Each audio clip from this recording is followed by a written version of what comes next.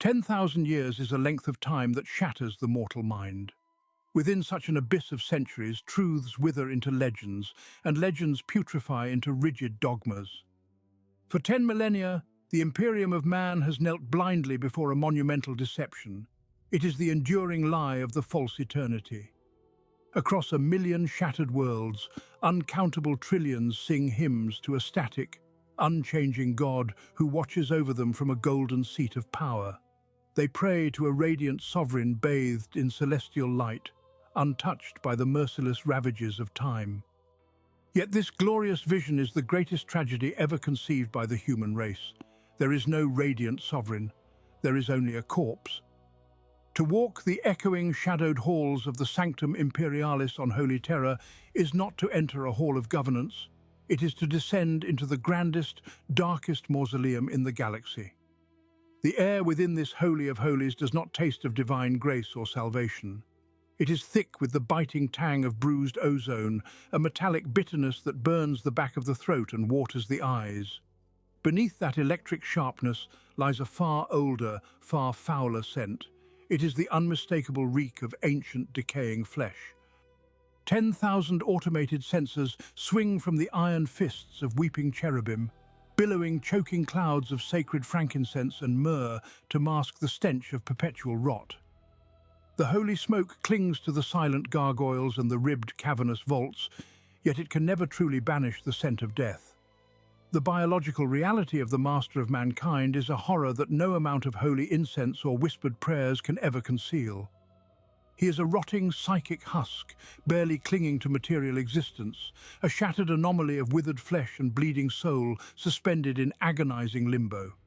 Upon this morbid, decomposing foundation, the entirety of human civilization is precariously built.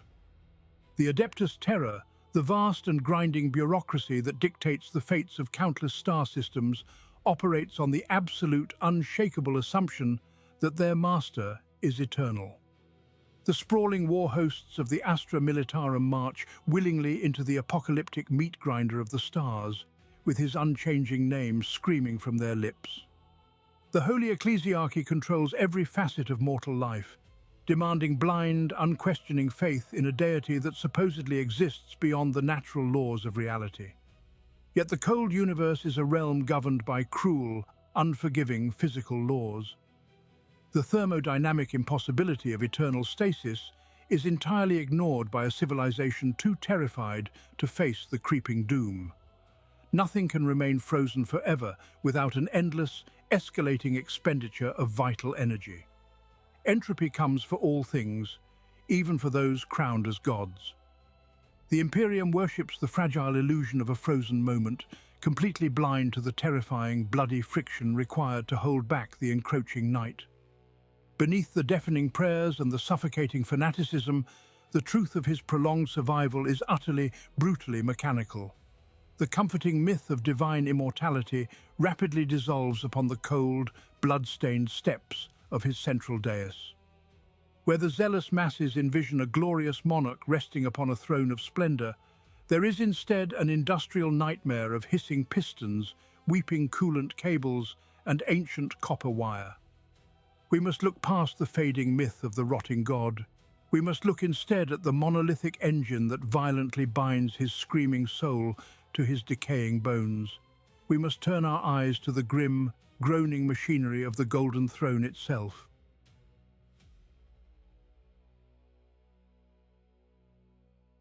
To understand the magnitude of this eternal deception, one must look upon the instrument of his confinement. The Golden Throne is hailed by the ignorant masses as a divine miracle of preservation. It is nothing of the sort. This monolithic construct was never designed to be a cradle of life, nor was it forged as a hospital bed for a dying god. It is a relic of forgotten epochs, a hybrid engine of terrifying power born from the forbidden sciences of the dark age of technology, or perhaps ripped from the bloody hands of long-dead Xenos empires. Its original purpose was to pierce the veil of reality, to construct a human webway and free mankind from the perilous whims of the warp. The prototype for this nightmare was an artifact known only as Dark Glass. Hidden in the deep void, Dark glass was a testing ground for the esoteric mechanisms that now dominate the Imperial Palace. It proved that the sheer psychic force required to bore through dimensions could not be generated by machinery alone. The engine required a soul, a conduit of unmatched psychic resonance to burn as its spark. Thus, the Golden Throne is not a passive tool, but a ravenous parasite. Its psychic amplifiers do not merely channel the Emperor's might, they violently extract it.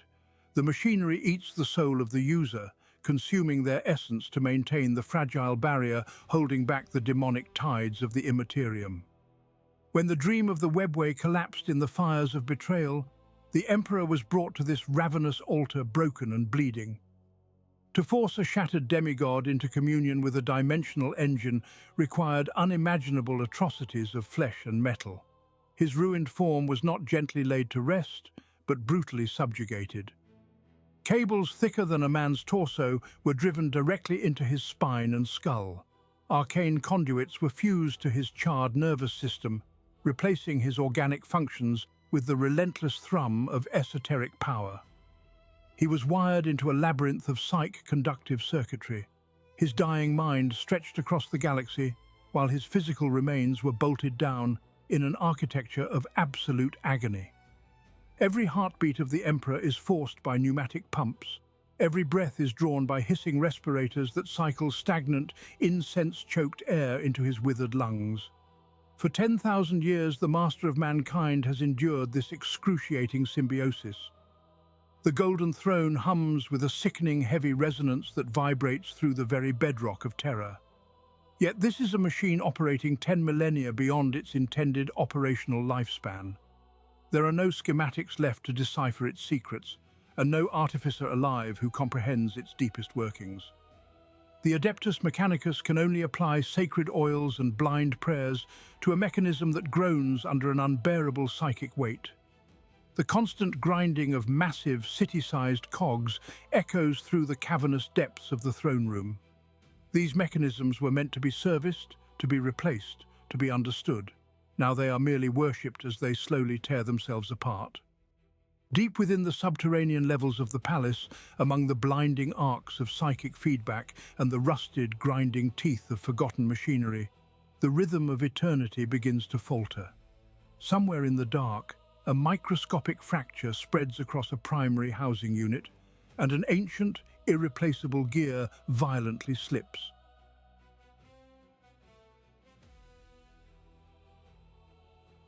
Beneath the blinding aura of the Master of Mankind, the physical reality of his resting place is a nightmare of failing brass and dying silica.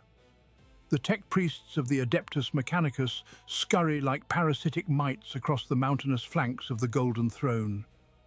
They are the custodians of the supreme mechanism, yet they are entirely blind to its true architecture. 10,000 years of religious stagnation have eroded the foundations of human intellect. What was once a triumph of sublime science is now worshipped as inexplicable magic. No living human mind, not even the vaunted fabricator general of Mars, understands how the ancient archaeotech truly functions. They are reduced to reciting dogmatic canticles, while the holiest machine in existence slowly bleeds its life away into the cold void. Deep within the subterranean strata of the throne, microscopic conduits and irreplaceable crystalline arrays are burning out.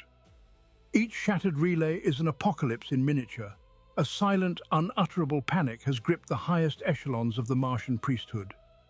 They watch the telemetry dials drop by agonizing fractions of a percent, powerless to halt the decay. The priesthood possesses only the rituals of maintenance, repeating rote gestures without true comprehension. When a microscopic subprocessor fails, they cannot forge a replacement. The knowledge of its creation was lost in the fires of the Horus heresy.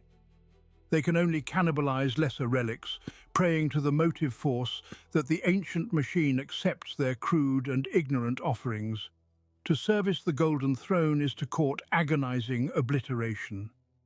The act of maintenance has become inherently sacrificial. Legions of low-ranking engineers and cybernetic thralls are marched daily into the blinding, irradiated zones of the inner sanctum. They face absolute lethality from invisible storms of hard radiation and the soul-shredding psychic backlash of the Emperor himself. Flesh sloughs from bone, and augmetic circuitry melts into slag in mere moments. A tech priest will gladly sacrifice their miserable existence just to replace a single blown fuse or tighten a rattling adamantium coupling. Thousands have been reduced to radioactive ash in a single cycle just to buy the Imperium another standard day of survival. Yet these oceans of blood and rivers of sacred unguents are no longer enough. The devastating truth is hidden behind layers of encrypted Binharic code whispered only in the darkest data crypts of the Mechanicus. The core processor of the Golden Throne is irreparably decaying. The fundamental architecture of the life support matrix is collapsing at a cellular level, entirely beyond the reach of their incense and their prayers. Every desperate patch and every martyred priest only delays the inevitable death of the master of mankind. The boundaries of dogma have become a death sentence for the entire human species. Paralyzed by their own ignorance, the desperate masters of the machine cult realize that the blessed science of humanity has definitively failed them. To save the rotting heart of the Imperium, they are being forced to look beyond the sacred iron of Mars and peer into the abyssal shadows of the forbidden.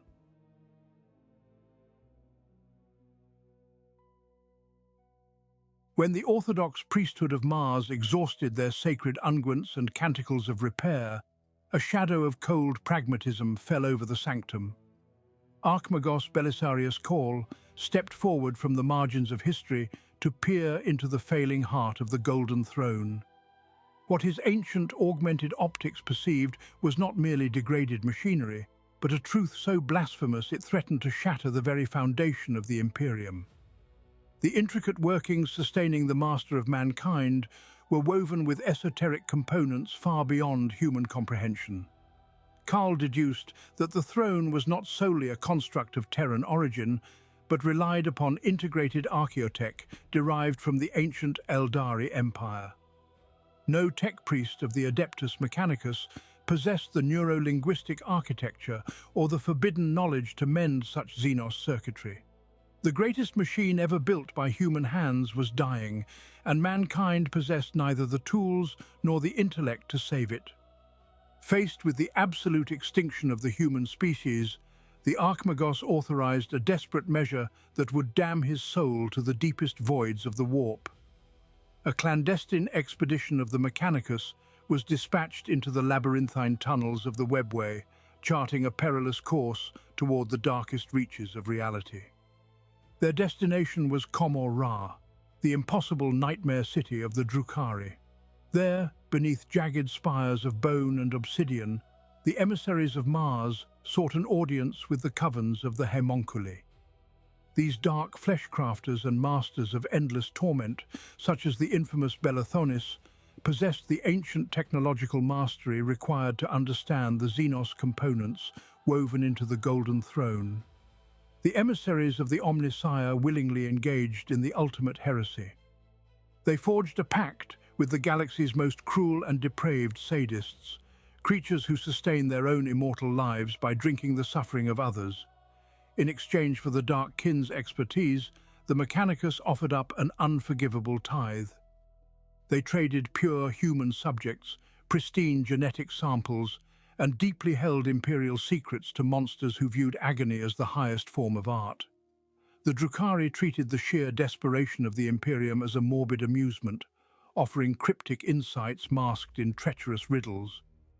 To rely upon the sadistic architects of the Dark City to sustain the God Emperor is the ultimate testament to the rotting core of the Imperium.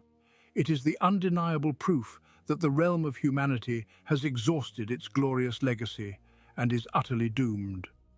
Every shred of morality and all sacred dogma have been sacrificed upon the altar of mere survival. Yet even the vile wisdom extracted from the Dark Kin could only offer temporary stabilization for the fracturing mechanisms of the grand device. The physical chassis of the Golden Throne was merely the containment vessel for an entirely different kind of terrible power. As the mechanical elements groaned under the weight of makeshift Xenos repairs, The true hunger of the machine began to manifest in ways far more horrific than failing cogs or burning circuits. The great engine demanded more than just cold metal and Xenos patches to bridge the widening gaps in reality.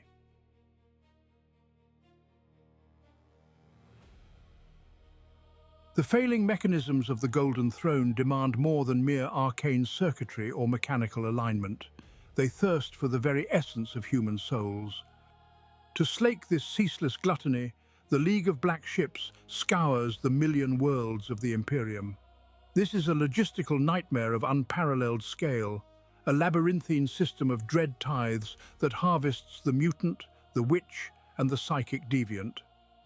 They are packed like cattle into the null-shielded holds of silent vessels, weeping and terrified, surrounded by untouchables who violently extinguish their connection to the warp. Millions perish in transit, their minds shattered by the suffocating emptiness of the void journey. Those unfortunate enough to survive are delivered to Terra, not as redeemed citizens, but as biological fuel. Within the cavernous, rune-warded depths of the hollow mountain, the Adeptus Astronomica prepares these condemned souls for their ultimate purpose. Here lies a profound misconception held by the ignorant masses of the galaxy. The uncounted billions believe that the master of mankind generates the guiding light of the Astronomican from his own divine essence. This is a comforting lie. The Emperor does not create the psychic beacon, he merely focuses it. The true source of that blinding, warp-piercing fire is the choir of the damned. 10,000 psychers at a time are bound into archaic mechanical pods, their bodies violently wired into the colossal amplifiers of the mountain chamber. There is no glory in this ascension, only a visceral, unending nightmare. When the great machinery activates, the psyker is stripped of their physical senses and plunged into an ocean of raw, searing power. Thick cables bore into their flesh and cranial vaults, draining their life force drop by agonizing drop. Their soul is literally ignited, slowly burned alive over a span of weeks or months to feed the voracious signal.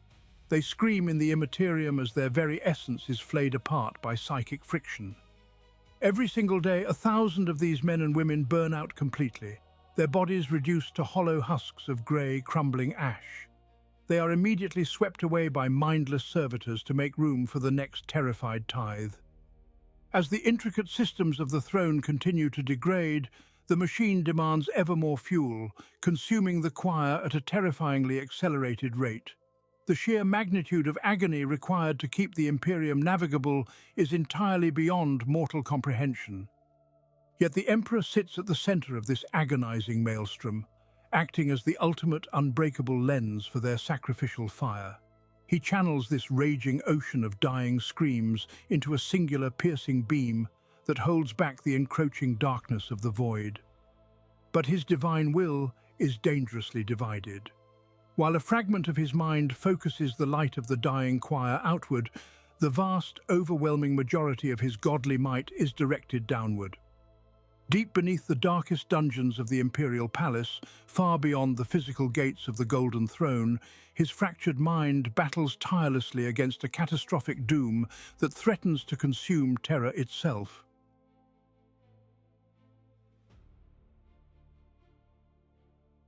The pyre of the Astronomican demands its endless tithe of souls, yet that blazing beacon is but a fraction of the master of mankind's suffering. The true burden, the anchor that binds his shattered soul to the Golden Throne, lies buried deep beneath the continental foundations of the Imperial Palace. There, in the sunless abysses of Terra, festers a wound that can never heal. It is the catastrophic legacy of a son's supreme arrogance. 10,000 years ago, Magnus the Red, seeking to warn his father of treachery, pierced the labyrinthine wards of the imperial Webway.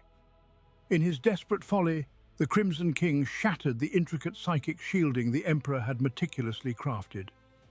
The dream of a safe harbor for humanity, a realm entirely free from the treacherous tides of the Immaterium, was instantaneously annihilated. In its place, a catastrophic breach was torn wide open, plunging a dagger of unreality directly into the shrieking heart of the warp. This ruptured gateway rests directly beneath the cradle of human civilization. It is a yawning chasm of madness, a permanent tear in the fabric of existence that hemorrhages raw chaos into the material universe. To truly understand the Emperor's eternal vigil is to comprehend the horrifying reality of the psychic dam. He does not merely sit upon a throne of gold in silent, peaceful slumber. He is actively engaged in a grueling, unending telepathic arm wrestle against the combined malice of the dark gods. Every second of every hour, for 10 agonizing millennia, he has wrestled an infinite ocean of demons with his bare mind. His consciousness is the final bleeding barricade standing between holy terror and total consumption. The invisible pressure of the warp beats against his telepathic aegis with a suffocating, unrelenting fury. It is a tidal wave of hatred, corruption, and weeping malice that crashes relentlessly against the crumbling shores of his will. The sheer, suffocating weight of this metaphysical ocean defies mortal comprehension. If his concentration were to falter for even a fraction of a heartbeat, the dam would shatter entirely. The immense pressure of the Imperium would violently displace reality, drowning the throne world in a localized warp storm of apocalyptic proportions. The golden walls of the palace would run black with demonic rot, and Terra itself would be violently ripped into the realm of chaos. Thus the Emperor burns in silent defiance. He endures an agony so profound that a normal human mind would instantly disintegrate at its mere echo. He holds the cosmic door shut, bracing his broken psychic weight against a deluge that never recedes. Every grinding moment is a supreme act of agonizing willpower, a battle fought invisibly while the galaxy burns above. And yet, through the microscopic, widening cracks of this invisible barricade, the encroaching nightmare continues to press ever closer, as ancient and unfathomable intelligences gather in the boiling dark, waiting in hungry anticipation for the aegis to finally crack.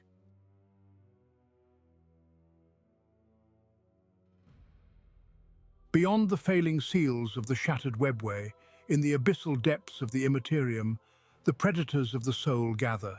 They do not claw frantically at the esoteric wards. They wait with the infinite patience of the eternal. The four great powers of chaos look upon the rotting carcass of the master of mankind with a terrible, unified anticipation. Khorne, the blood god, listens to the heartbeat of 1 trillion dying soldiers, anticipating the final, glorious ocean of gore that will drown the throne world. Tzeentch, the architect of fate, traces the myriad threads of destiny that snap with every passing second, savoring the ultimate unraveling of the Emperor's grandest design. Nurgle, the Lord of Decay, chuckles affectionately in his virulent gardens, eager to embrace the decaying remains of an empire that has resisted his beautiful rot for 10 millennia. Slaanesh, the Dark Prince, hungers for the ultimate excruciating sensation of humanity's collective death scream. These dark brothers are not impatient. They are cosmic vultures circling a dying Leviathan, and to them, the agonizingly slow demise of the Emperor is a grand feast meant to be savored drop by agonizing drop. Their horrid anticipation has only magnified with the apocalyptic rending of the cosmos. The Cicatrix Maledictum, the Great Rift, has torn the galaxy in twain. This catastrophic wound across the stars bleeds raw, untrammeled nightmare into the mortal realm, severing 1 million worlds from the guiding light of the Astronomican. With the violent birth of the Great Rift, the cosmic tides shifted, and the pressure upon the Emperor's psychic dam has increased exponentially. To perceive the warp now is to witness an endless, boiling ocean of pure, churning malice, crashing relentlessly against a single, fragile wall of cracking glass. The strain is absolute and unimaginable. Against this weeping, spider-webbed barrier of psychic force, countless demonic entities press their immaterial faces. They flatten their grotesque visages against the weakening veil. They drag their talons along the unseen glass, whispering endless promises of torment through the widening fissures. The tides of the Empyrean surge and batter against the failing bastion of the Emperor's singular will. The infinite hosts of the ruinous powers are marshalled in numbers beyond mortal comprehension. They form a vast and ravenous sea of horrors surrounding the spiritual shores of Terra itself. Every single demon, from the basest gibbering imp to the most exalted lord of the abyss, knows that the glass is shattering. They can taste the psychic blood of the anathema seeping through the cracks. They know his divine strength is finally bleeding out into the cold void. Yet despite the staggering cosmic magnitude of this unseen siege, the true tragedy of the Imperium unfolds on a painfully intimate scale. The colossal weight of the churning warp does not merely press upon a distant abstract shield. It presses directly, physically, upon the fractured mind of a single ruined being. The psychic shockwaves of this eternal war ripple back into the physical universe, vibrating through the cold, golden machinery of the Imperial Palace. Far below the howling, laughing storms of the warp, back in the silent reality of the material realm, mortal watchers bear witness to the physical toll of this unimaginable burden. The Golden Guardians and mechanical zealots hold their breath in the shadows of the Sanctum Imperialis, drawn back to the horrific reality of the dying god before them.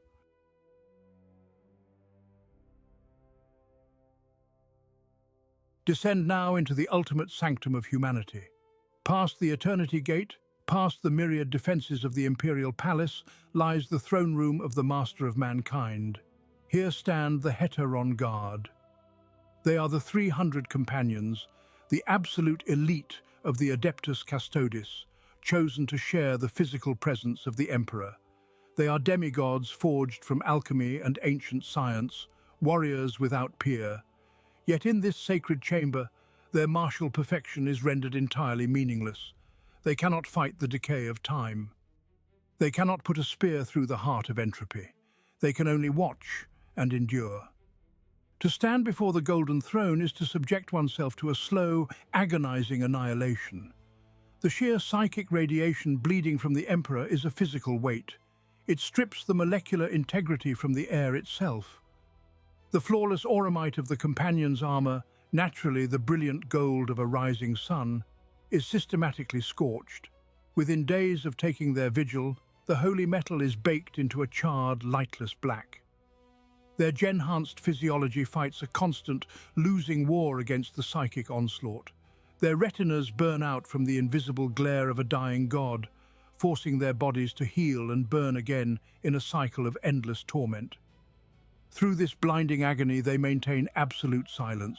Their tragic loyalty is the bedrock of the Imperium, a devotion so profound it borders on madness. They stand as living statues amidst the constant mechanical agony of the Golden Throne. The air is filled with the deep, bass thrum of failing arcane machinery, a sound like the dying heartbeat of the human species. Pistons as large as city blocks groan under impossible strain. Coolant lines weep toxic tears over ancient circuitry that no living mind knows how to repair. The custodians watch every dial, every sparking conduit, paralyzed by the knowledge that their flawless vigilance is utterly powerless against mechanical decay. Then, a shift occurs. It is not a daemonic incursion, nor an assassin's blade, but something infinitely more terrifying. The atmospheric pressure in the throne room drops suddenly, a vacuum created by a microscopic stutter in the ancient life support arrays. One companion, standing less than 10 paces from the dais, registers the anomaly. His scorched helm tilts a fraction of an inch. His augmented vision pierces the golden haze, locking onto the withered extremity of the Master of Mankind. There, in the blinding halo of psychic agony, he witnesses a physical change. A flake of ancient mummified skin, preserved for 10 millennia, finally loses its impossible battle against time and sloughs away from the carpal bones. As the pale ash drifts downward, the skeletal index finger of the Emperor twitches. It is not a gesture of life, but the involuntary spasm of a failing biological vessel, a physical misfire in the darkest hour of the Imperium. The dread that washes over the custodian is a profound, icy terror that no martial training can ever suppress. The impossible has transitioned into the cold reality of the inevitable. The golden machinery screams a little louder, the air grows a fraction heavier, and the demigods realize they are standing at the absolute precipice of oblivion.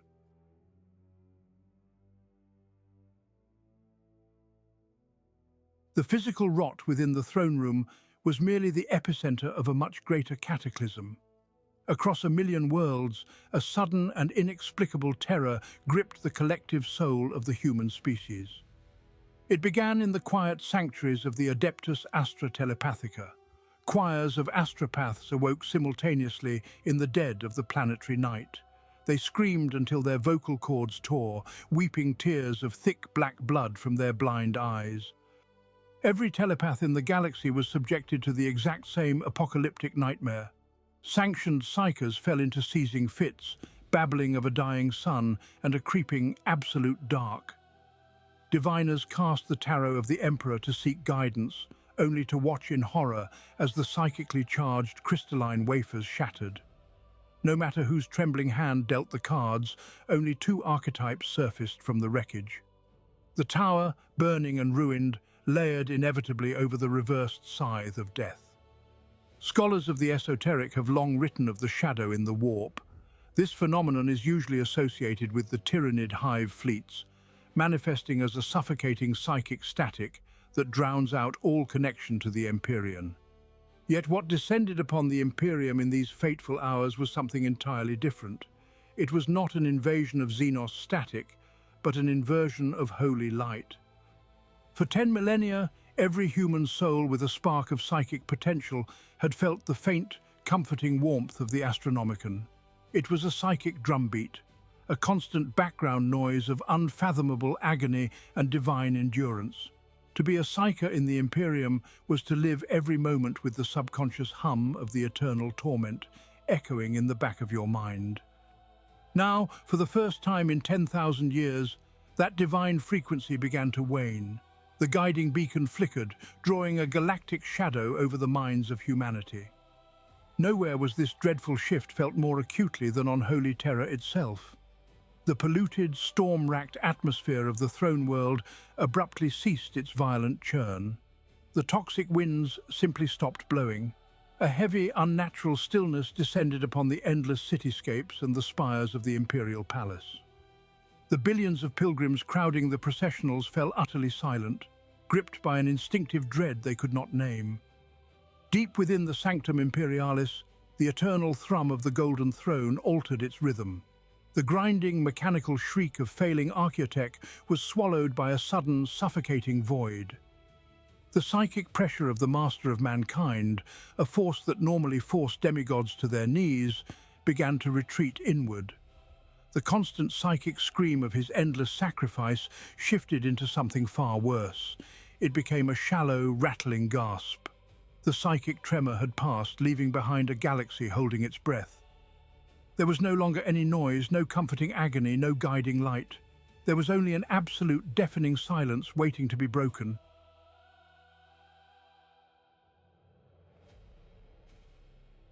The echo of the agonizing psychic tremor had barely faded from the minds of the Astropaths before the physical reality of the Golden Throne answered in kind.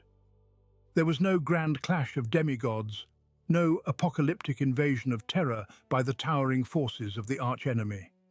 The end of the Imperium began with a quiet, pathetic sigh of dying machinery. Deep within the subterranean labyrinth of the Imperial Palace, buried beneath miles of blackened armored plating and flickering stasis fields, a single architect relay finally gave out.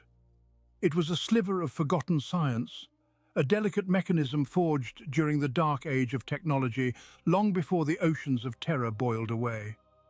It was entirely irreplaceable, its true function lost to the decaying memory of mankind. For 10,000 years, this infinitesimal fraction of the Emperor's life support had endured the crushing, invisible weight of cosmic energies. Now, starved of the ancient maintenance rituals and worn down by the sheer friction of existence, it simply crumbled into a handful of irradiated ash. The tragedy of this moment lay not in the triumphant malice of a dark god, but in the ruthless, inescapable reality of entropy. Time was the ultimate victor, eroding the greatest works of humanity until nothing remained but dust. The death of that single microscopic relay severed a critical containment circuit, and the terminal cascade failure began with terrifying speed. Massive primary coolant lines, thick as orbital hab spires and coursing with sacred cryofluids, instantly ruptured under the sudden strain. Torrents of super-chilled promethium gas flooded the primary subcrypts, freezing everything they touched before violently igniting into localized, roaring firestorms. Warning klaxons, silent since the dark days of the Horus heresy, began to scream their mechanical agony across the vast cathedral-like sanctums of the Adeptus Mechanicus. Thousands of cybernetic servitors, permanently hardwired into the peripheral diagnostic engines, violently detonated as cascading feedback loops surged mercilessly through their cranial processors. The catastrophic energy spike raced up the conduit hierarchy, turning ancient copper and plasteel into blinding white plasma. Dozens of high-ranking tech priests, men and women who had spent centuries studying the sacred telemetry of the throne room, were vaporized where they stood. Their augmented bodies were reduced to fragile shadows burned forever onto the auric walls in the span of a single heartbeat. Blind panic swept through the surviving priesthood of Mars as they watched the holy readouts spiral into terminal red. They frantically chanted their binary litanies of mitigation and furiously swung heavy censers of sacred incense, but their actions were hollow, desperate gestures of the blind. Not a single living soul among them truly understood how the deepest mechanisms of the Golden Throne actually functioned. They were merely custodians of a rotting miracle, entirely helpless to halt the unraveling of the technological masterpiece they had worshipped for 10 millennia. The physical anchor that held the master of mankind to the mortal realm had definitively dropped into the abyss. With the destruction of the relay and the crippling of the core containment architecture, the intricate machinery could no longer bind soul to bone. The Emperor of Mankind, starved of the physical lifeblood that sustained his corporeal shell, found his eternal psychic grip finally beginning to slip.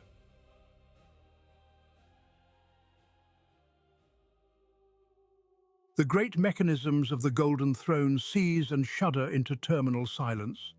For 10,000 years, the Master of Mankind endured a purgatory of unimaginable torment, sustained only by a supreme exertion of will and the sacrifice of countless souls. Now, the rusted, blood-stained gears finally lock. The Emperor of Mankind draws his final rattling breath. It is a sound so painfully mortal, so frail, that it defies the majesty of the being who exhaled it. His withered chest settles, never to rise again, yet he does not pass into the void quietly. In the microsecond between his biological termination and the dissolution of his immense psychic presence, he unleashes one last, devastating exertion of power. It is not a weapon of war, nor a fiery mandate of conquest, but a psychic shockwave of pure, unadulterated sorrow. A silent scream of profound apology erupts from the ruined husk of his physical form. This telepathic tidal wave crashes through the soul system, striking the minds of every living soul from the toxic sumps of Terra to the fortified shipyards of Jupiter. Astropaths weep blood from unseeing eyes, their minds overwhelmed by the agonizing grief of their dying lord. Navigators collapse in sudden seizures of empathetic agony. In that terrible, fleeting instant, trillions of his loyal subjects feel the crushing weight of a father mourning his children, apologizing for a cosmic failure 10 millennia in the making. The psychic shockwave carries no commands, only a heartbreaking lament for the doomed species he tried so desperately to save. Then comes the dread reality of the end. Deep within the Sanctum Imperialis, the ancient biomonitors emit a solitary, unbroken drone. These archaic machines, which have painstakingly measured the faintest flutter of his desiccated heart since the dying days of the Horus heresy, register the ultimate flatline. The rhythmic, desperate thrum of arcane life support abruptly ceases. More horrifying than the sudden silence is the immediate death of the light.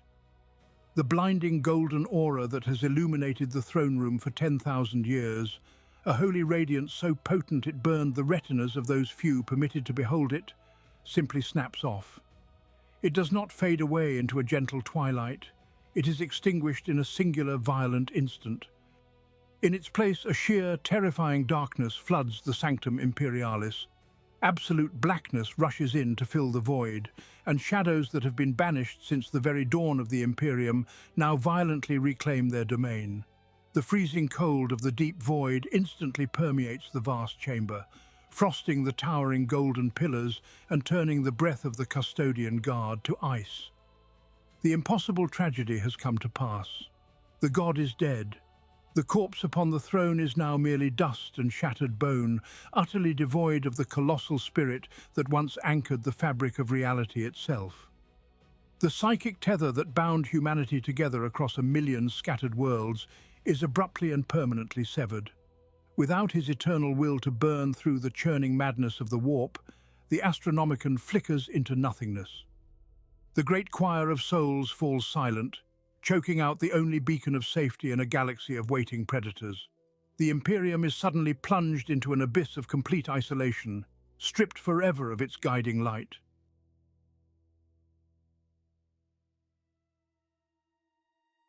Upon the throne world, the catastrophic absence of the Emperor's will struck the hollow mountain with the force of a shattered sun.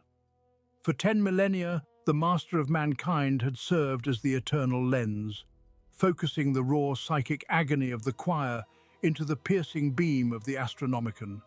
In a single heartbeat, that divine lens shattered. The guiding mind was gone. What remained was only the unfocused, ravenous fury of the Empyrean.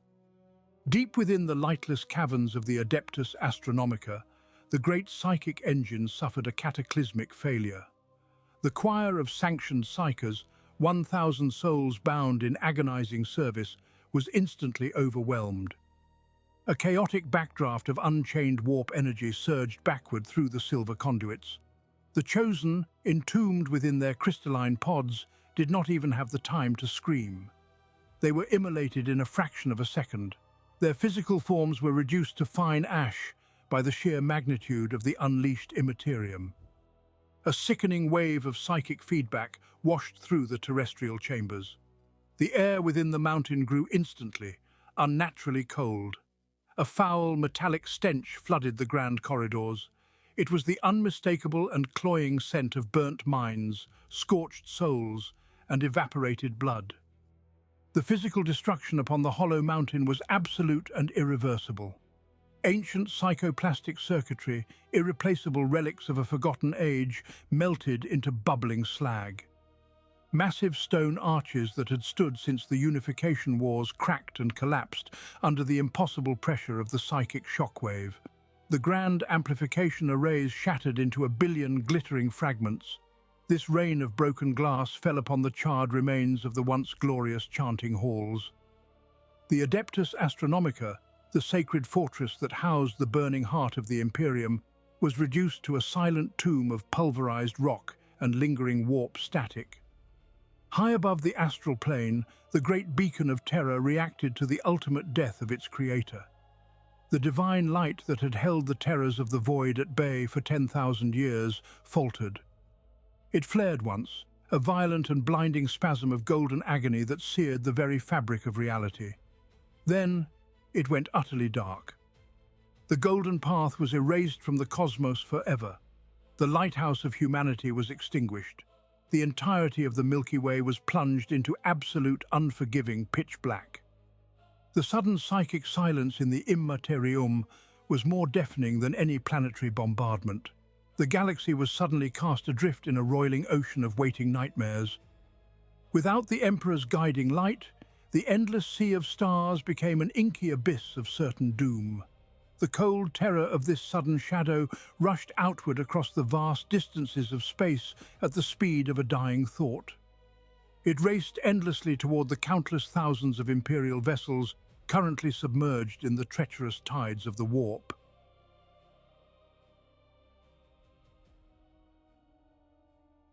Deep within the churning madness of the Empyrean, thousands of Imperial vessels rode the tides of hell. To survive this unnatural realm, humanity relies entirely upon the noble houses of the Navis nobility. These sanctioned mutants possess a singular and burdensome gift. A third eye rests upon their foreheads, capable of piercing the blinding veil of the warp to perceive the guiding radiance of the Astronomican. To a navigator, this golden beam is far more than a simple beacon. It is an anchor for their very soul. It provides the only fixed point of sanity in an ever-shifting dimension of pure nightmare. When the great beacon upon Terra suddenly flickered and died, It was the navigators who felt the truest and most intimate horror. In a single catastrophic instant, the golden pillar vanished. Absolute darkness rushed in to fill the boundless void. The psychological shock of this sudden severance was absolute. Without the Emperor's light to anchor their mortal perception, the unfiltered madness of the warp flooded directly into their unblinking third eyes. Thousands of navigators went utterly insane in a fraction of a heartbeat. The overwhelming surge of paradoxical geometries and whispering demonic voices shattered their minds. Unable to sever the psychic connection, many turned to desperate physical violence. They clawed at their own faces, tearing their third eyes from their skulls in a vain attempt to stop the impossible visions. The trauma was not solely confined to their fragile human minds. The biological shock triggered violent and uncontrolled metamorphoses within their highly specialized bodies. The Navis Nobilitae rely on strict genetic equilibrium to keep the corrupting influence of the Imperium at bay. With their psychic tether violently snapped, that delicate balance collapsed entirely. Flesh warped and bubbled as untethered warp energy surged through their unprotected veins. Bones elongated and fractured into grotesque new shapes. Some mutants dissolved entirely into pools of screaming biological slurry. Others swelled into abhorrent abominations of writhing tentacles and weeping eyes. Upon the armored bridge of a grand Imperial Navy cruiser, this nightmare unfolded in horrifying clarity. The ship's prime navigator, sealed within his protective sanctum, let out a shriek that bled through the heavy adamantium bulkheads. The sound was deeply unnatural. It was a psychic chorus of agony that carried the terrifying weight of a dying star. The bridge crew could only watch in paralyzed terror as the sanctum's auger readings flatlined into chaotic static. Alarms wailed relentlessly across the command deck. The helmsman screamed as the mighty warship shuddered violently against the newly turbulent currents of the Empyrean. The navigator was gone, his mind burned to ash, and his flesh rendered into a twisted ruin. This identical tragedy repeated itself across 10,000 vessels spread throughout the howling Imperium. The sheer psychic feedback of so many navigators dying in unison sent a bloody ripple through the terrible dimension. The great ships of the Imperial Navy, the colossal mass conveyors of the merchant fleets, and the sacred battle barges of the Adeptus Astartes were all struck blind simultaneously. The singular golden thread that led humanity through the labyrinth of the warp had been violently severed. Without their guides, the uncounted multitudes of the Imperial fleet began to drift aimlessly into the waiting jaws of an endless abyss.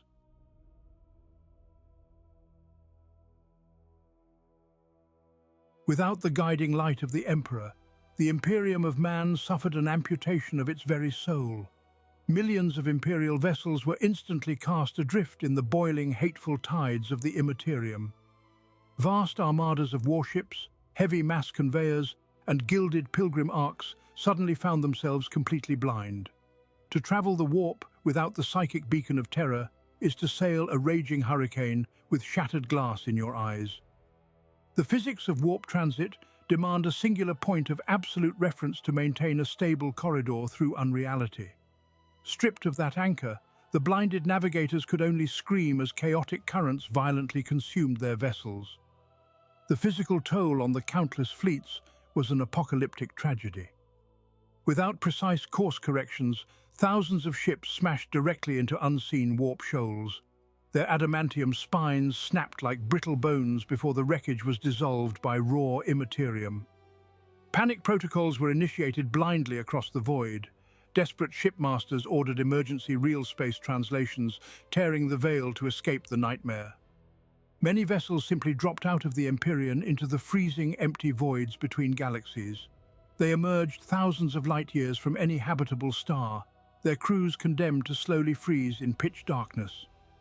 Others suffered the unforgiving temporal dilation of the deep warp.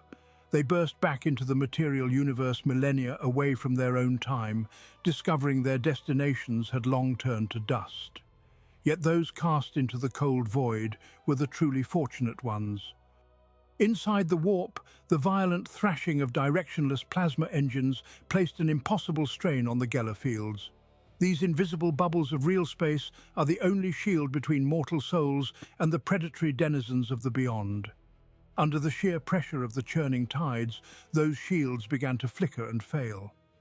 It was a massacre on a galactic scale, executed in a single agonizing minute.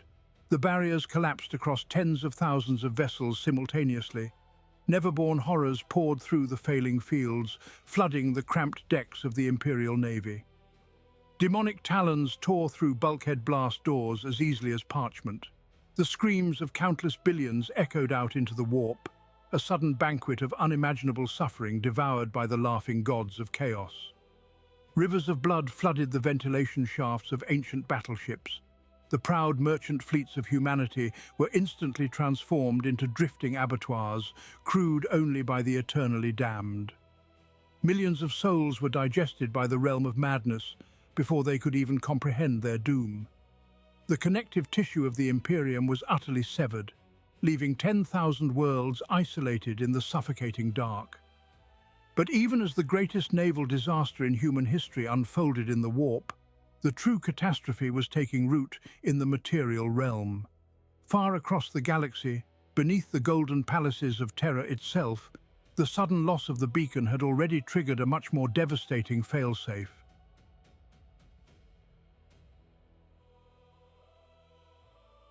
In the deepest heart of the Sanctum Imperialis, a profound and terrible silence falls, a quiet the galaxy has not known for 10 millennia. The sovereign drumbeat of the Emperor's heart, the divine rhythm that has anchored humanity through an age of unending slaughter, ceases.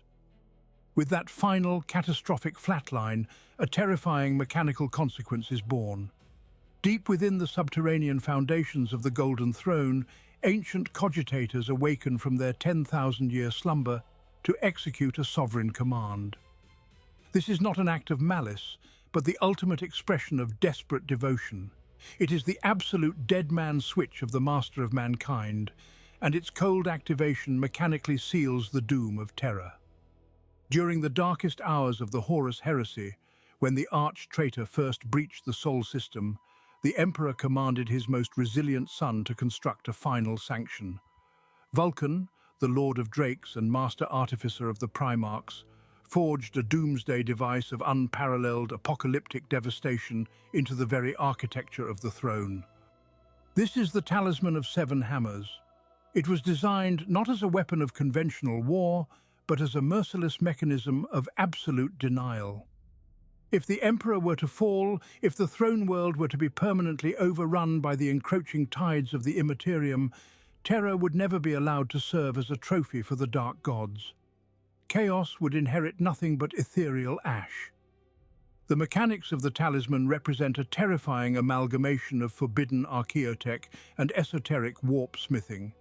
It is a multi-layered planetary bomb, intricately woven into the tectonic plates, the maglev networks, and the atmospheric processes of the cradle of humanity. When triggered by the cessation of the Emperor's life signs, the device forcefully draws upon the agonizing psychic backwash of the failing Astronomican. The machinery compresses this raw, unfettered warp energy, transforming it into a self-sustaining cascade of annihilating psychic warp fire. When detonation occurs, it will not merely shatter the rocky crust of the Earth. It will instantly ignite the atmosphere, boil the irradiated oceans to nothingness, and incinerate the very souls of every living being within the entire Sol system. The cleansing flame it unleashes is designed to scour the material realm clean, ensuring that the ruinous powers find no purchase on the sacred, ruined soil of humankind. Now, in the suffocating dark of the throne room, the apocalyptic failsafe engages. Massive rune-inscribed containment vaults cycle open, venting centuries of trapped radioactive heat. The great orbital plates groan in sympathy as the subterranean relays lock heavily into their final firing sequences. A countdown, measured in the final dying breaths of a poisoned homeworld, begins its irreversible descent. The sheer, unimaginable scale of this approaching doom presses down upon the minds of the few who can comprehend what is unfolding. Terra is preparing to immolate itself in a grand, final pyre of absolute defiance. Yet even as the eternal mechanisms race blindly toward their apocalyptic conclusion, the adamantine bedrock of the Imperial Palace shudders with unnatural violence. Deep below the foundational pillars of the sanctum, older and darker forces are violently tearing through the veil of reality. Before the talisman of 7 hammers can unleash its purifying devastation, the ancient golden barrier holding back the subterranean Webway gate shatters into 1,000,000 jagged pieces.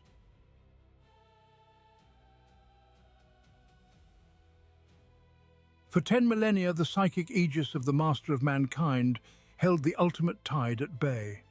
That impossible vigil ends now. Deep beneath the foundations of the Imperial Palace, the golden, ghostly projection of the Emperor flickers for the final time. It is a dying star, burning with the unending agony of a father who has given his last measure of devotion to a failing species. Then the light simply vanishes. The psychic dam, battered by the unrelenting fury of the Imperium, completely dissipates. There is no silent transition into the end of days, only a violent and catastrophic rupture of reality itself. The Imperial Webway Gate, sealed in blood and supreme sacrifice since the darkest hours of the Horus heresy, detonates outward. The physical destruction inflicted upon the subterranean realms of Terra is absolute and terrifying. In the lightless labyrinthine depths below the Eternity Gate, the sheer concussive force of unraveling physics shatters adamantium blast doors like fragile glass. Ancient warding runes, carved by the Emperor's own hands and anointed with the blood of martyrs, scream as they violently burn out. They explode in blinding flashes of corrupted light, their sacred geometries crumbling into meaningless grey ash.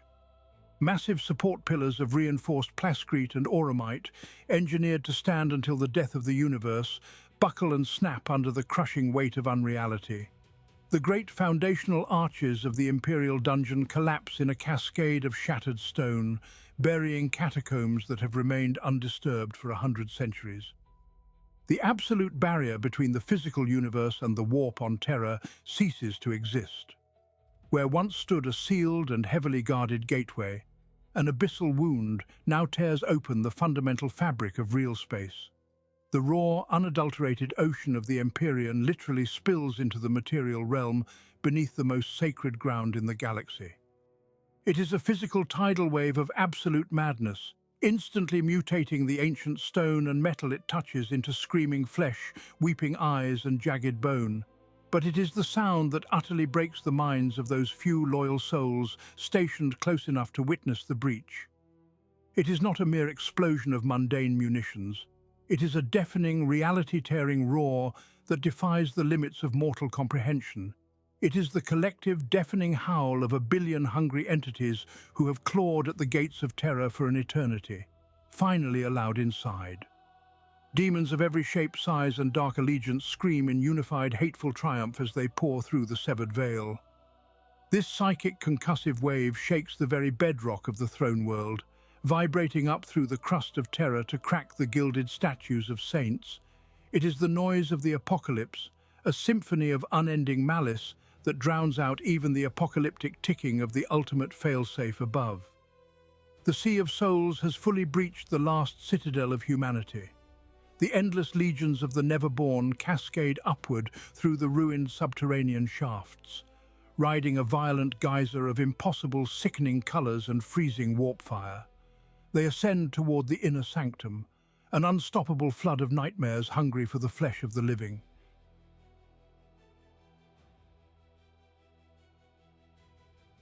The sovereign wards of the Imperial dungeon collapsed in a thunderous shockwave that tore the very fabric of reality asunder. Hell itself poured into the deepest sanctum of mankind. This was no longer a battle of attrition or tactical mastery. It was an execution. Through the sundered auramite arches came the nightmare host of the Imperium. Great bloodthirsters of Khorne, towering avatars of brass and boundless rage, carved through the golden halls with whips of hellfire and axes that wept boiling gore. Keepers of secrets danced through the slaughter in blinding blurs of twisted grace, singing hymns of agony as they harvested the souls of the greatest warriors humanity had ever wrought. Behind them came an endless, suffocating tide of horrors, a sea of fangs and claws born from the deepest malice of the unholy gods. Against this infinite tide stood the Adeptus Custodes. The 10,000, the Emperor's own guardians, formed their final shield wall at the foot of the Golden Throne. They did not feel fear as the shadows consumed the light. Such a mortal weakness was burned from their genetic code eons ago. They felt only cold, absolute fury, and the crushing, bitter weight of ultimate failure. For 10 millennia, they had stood as the unbroken vigil, yet now the vigil was at an end. They fought with the perfection of demigods. Guardian spears spun in blinding arcs, unleashing storms of bolter fire that detonated within the shifting masses of demonic flesh. Each golden warrior reaped a terrifying tally of the Neverborn, standing as an unyielding island amidst a howling ocean of madness. At the vanguard of this doomed defiance stood Captain General Trajan Valoris. His watcher's axe struck with the wrath of a dying star, cleaving through the armored hides of greater demons and shattering the ethereal bodies of warp spawn with every sweeping blow. He fought a hopeless melee, surrounded by horrors that defied mortal comprehension, a solitary titan drowning in a tempest of fangs and warp fire. Yet even a titan can bleed. Even the finest creations of the master of mankind possess limits in the face of the boundless warp. The Custodes were not broken because they lacked strength, nor did they fall because their resolve wavered. They were slaughtered simply because the numbers of the enemy were infinite. One by one, the golden lights were extinguished. Ancient heroes bearing names earned through centuries of unseen sacrifice were torn limb from limb by the sheer mass of the encroaching dark. The clash of pristine auramite against demonic iron became a tragic symphony of loss, echoing through the cavernous vaults as the Emperor's protectors died to the very last man. Their golden blood painted the pristine marble floors of the sanctum, a final offering to a silent master. With the last custodian fallen, the ultimate physical barrier between the Emperor and the ravening maw of chaos ceased to exist. The unthinkable had come to pass. As the roars of the victorious Neverborn shook the foundations of the Imperial Palace, the cold reality of absolute doom began to seep upward through the ancient strata of Terra. The invincible shield was gone, leaving nothing but an echoing silence that would soon ignite terror in the hearts of the oblivious lords above.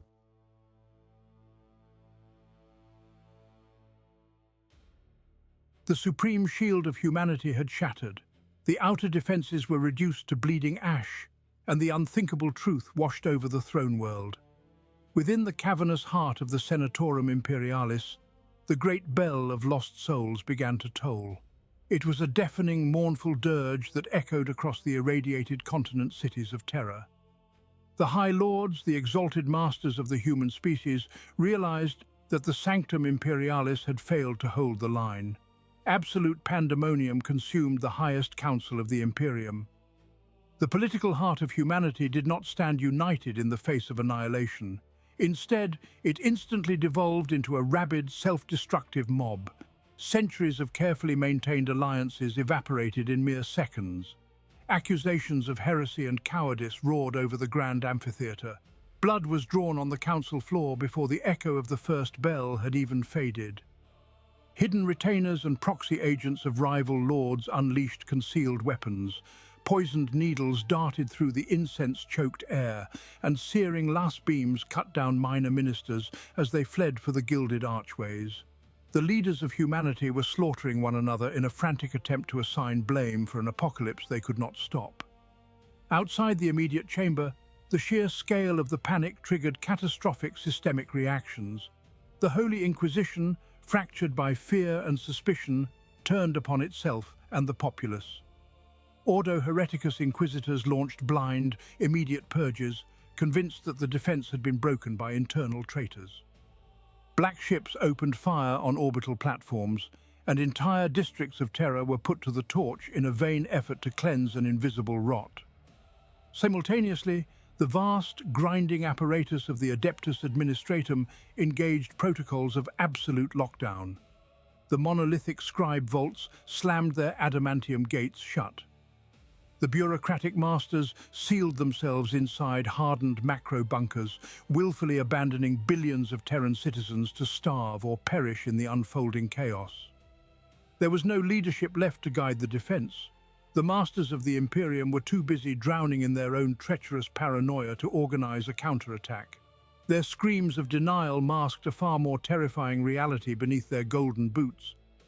In the deep, forgotten sublevels of the Imperial Palace, reality itself was tearing open. Demons of the warp, smelling the intoxicating terror of the throne world, were already clawing at the foundations of the Senatorum.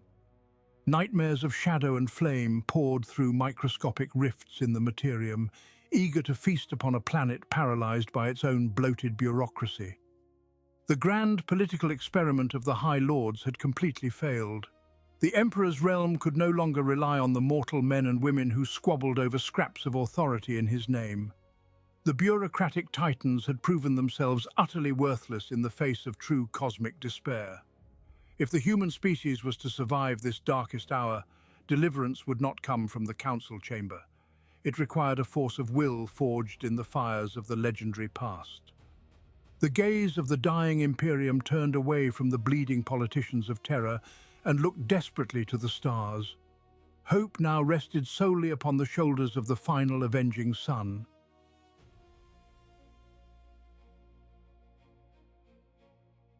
Across the churning darkness of the galactic void, far from the burning skies of Terra, Primarch Guilliman commands the Indomitus Crusade. He stands upon the bridge of his flagship, a god of war surrounded by mortal generals. Then, without warning, the universe shatters. It is not a physical blow that strikes the avenging sun, but a psychic cataclysm that tears through the very fabric of his being. Guilliman collapses. The towering Lord Commander of the Imperium falls to his knees before his terrified bridge crew. His lungs heave, fighting for air that suddenly feels like ash. To understand the agony of a Primarch is to understand the arcane architecture of their creation. They are not mere biological constructs.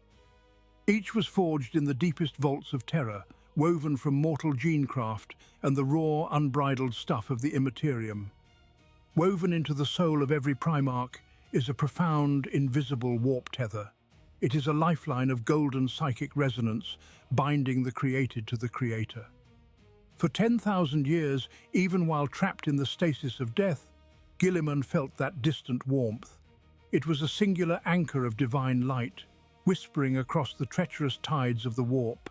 It was the absolute certainty that the master of mankind endured.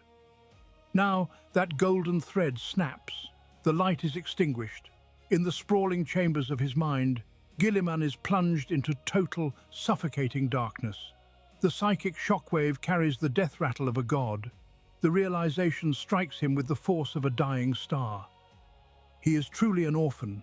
The foundation upon which the entire 10,000-year empire rested has just crumbled into dust. The Emperor of mankind, the eternal lighthouse of humanity, is dead. A profound, crushing despair threatens to drown the Lord Commander. Everything he has fought to preserve, every bloody sacrifice of his crusade, feels instantly rendered meaningless. Yet Guilliman is a creature of logic and relentless duty. The agony within his soul is slowly suffocated by a terrifying, cold pragmatism. He forces his massive armor-clad frame to rise from the deck. The faces of his mortal officers are pale, looking to him for a salvation he no longer possesses.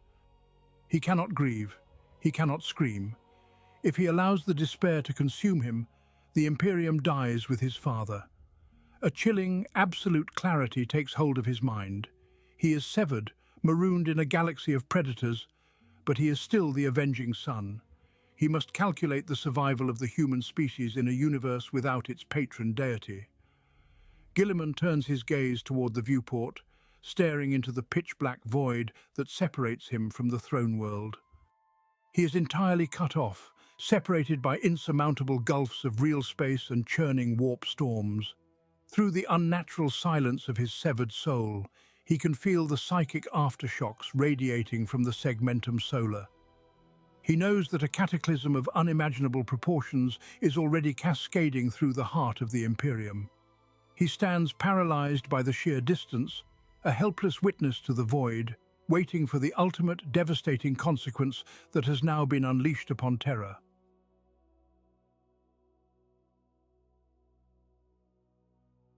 Beneath the shattered vaults of the Imperial Palace, the most terrible countdown in the history of our species reached its silent terminus. Vulkan possessed a grim foresight when he wrought the Talisman of Seven Hammers. It was never designed to be a mere weapon of orbital bombardment. It was the ultimate mercy, a final failsafe bound directly to the failing pulse of the master of mankind. When the Golden Throne finally ceased its agonizing labor, the ancient mechanism engaged. What followed was not a conventional exterminatus. There were no cyclonic torpedoes falling from the bruised heavens, no virus bombs unleashed to scour the biosphere of its rotting flesh.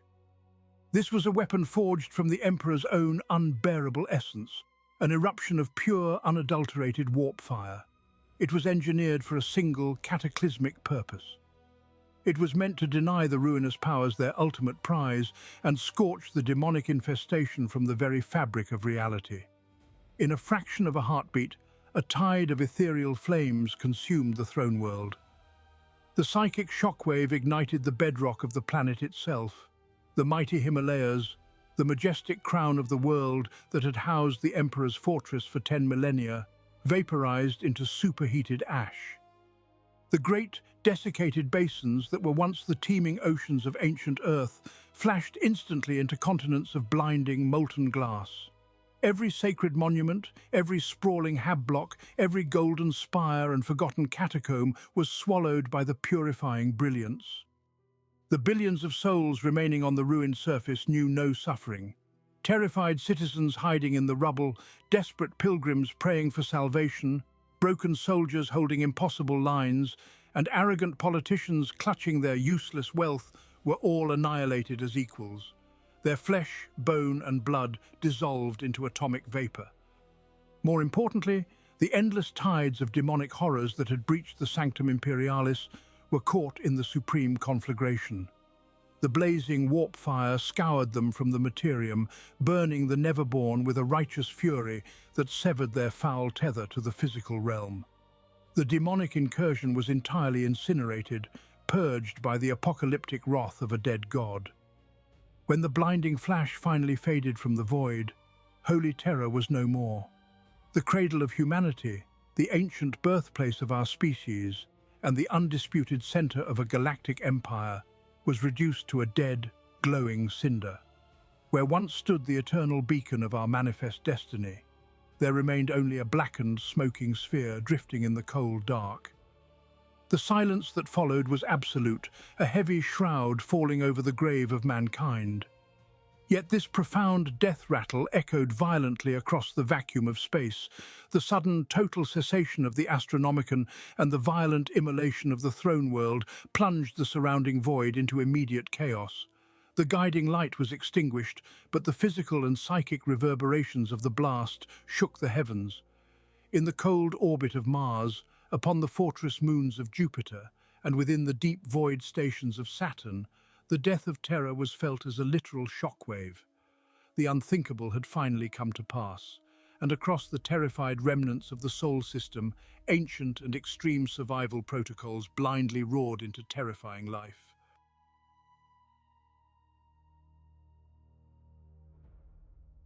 Across the rings of Saturn, the psychic shockwave of Terra's death strikes the shrouded moon of Titan like a physical blow. The silver-armored sentinels of the Grey Knights stagger and fall as the eternal light of the Astronomican is violently snuffed out. Deep within the imposing citadel of Titan, the Supreme Grand Master drops to his knees on the cold stone floor. He feels the exact agonizing moment the Golden Throne finally ceases to function. The Emperor of mankind is truly dead. There is no time for mourning, for the end of all things has finally arrived. The Supreme Grand Master rises in solemn silence and begins his descent alone into the deepest catacombs of the fortress monastery.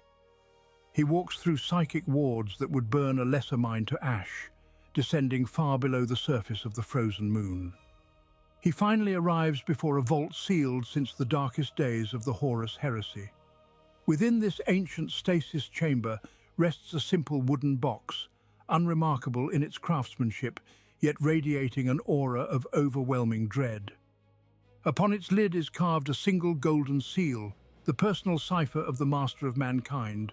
This is the Terminus Decree. It is the ultimate contingency of the Imperium, a secret so dangerous that even the highest lords of the Inquisition do not know its true nature. The instructions were absolute, passed down through the millennia only from Supreme Grand Master to successor.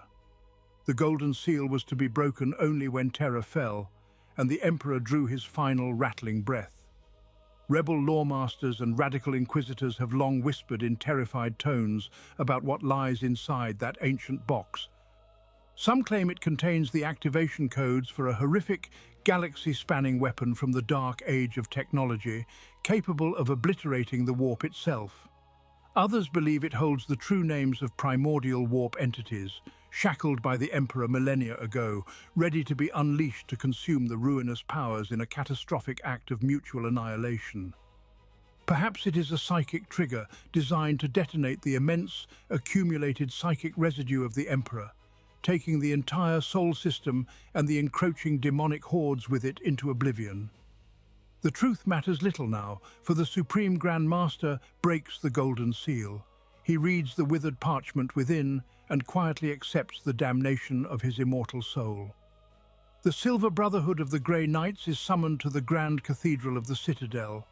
These warriors are the ultimate weapon against the demonic, incorruptible and pure. Yet they prepare to enact a protocol that defies every sacred tenet of their faith. They march to their strike cruisers in absolute unbroken silence. They are no longer the defenders of the Imperium. They are now the executioners of a galaxy that cannot be allowed to fall completely into the laughing clutches of chaos. They will gladly damn the galaxy, drowning the stars in fire and blood, simply to deny the dark gods their ultimate victory. Yet even as the Grey Knights prepare to unleash this apocalyptic sanction upon the void, they are not the only ones to realize that the heart of humanity has stopped beating. Across the cold, dead expanse of the dying Sol system, another ancient and calculating power prepares to make its own desperate gambit in the encroaching dark.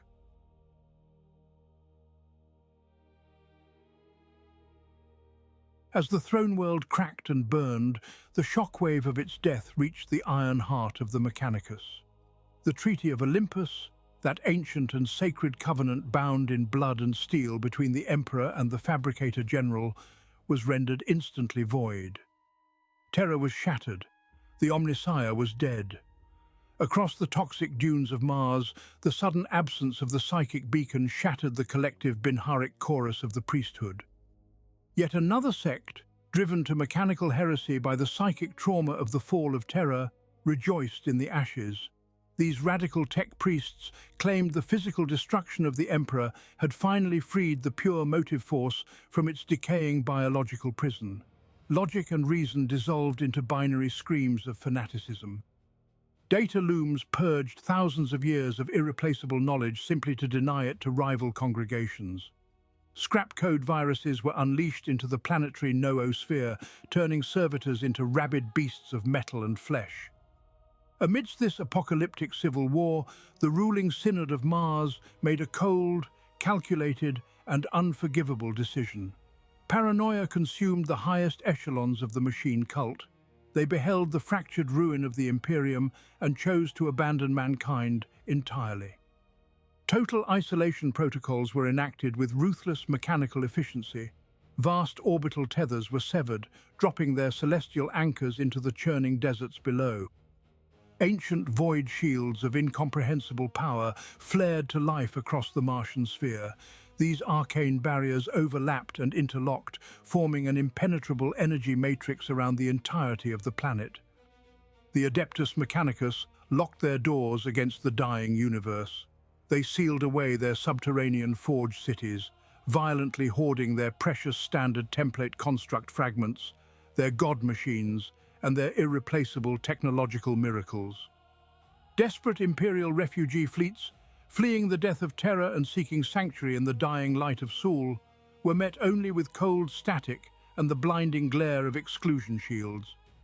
If any Imperial ship ventured too close, it was annihilated by automated orbital defense lasers. The Adeptus Mechanicus betrayed the very empire they had spent 10 millennia building, leaving the surviving remnants of humanity to starve in the void. The grand alliance of mankind, forged at the dawn of the Great Crusade, was utterly broken. With Terra reduced to floating debris, Titan hidden within the warp, and Mars retreating behind an impassable shell of energy, the cradle of humanity was sealed forever. The solar system, once the shining heart of a galactic empire, fell silent and dormant.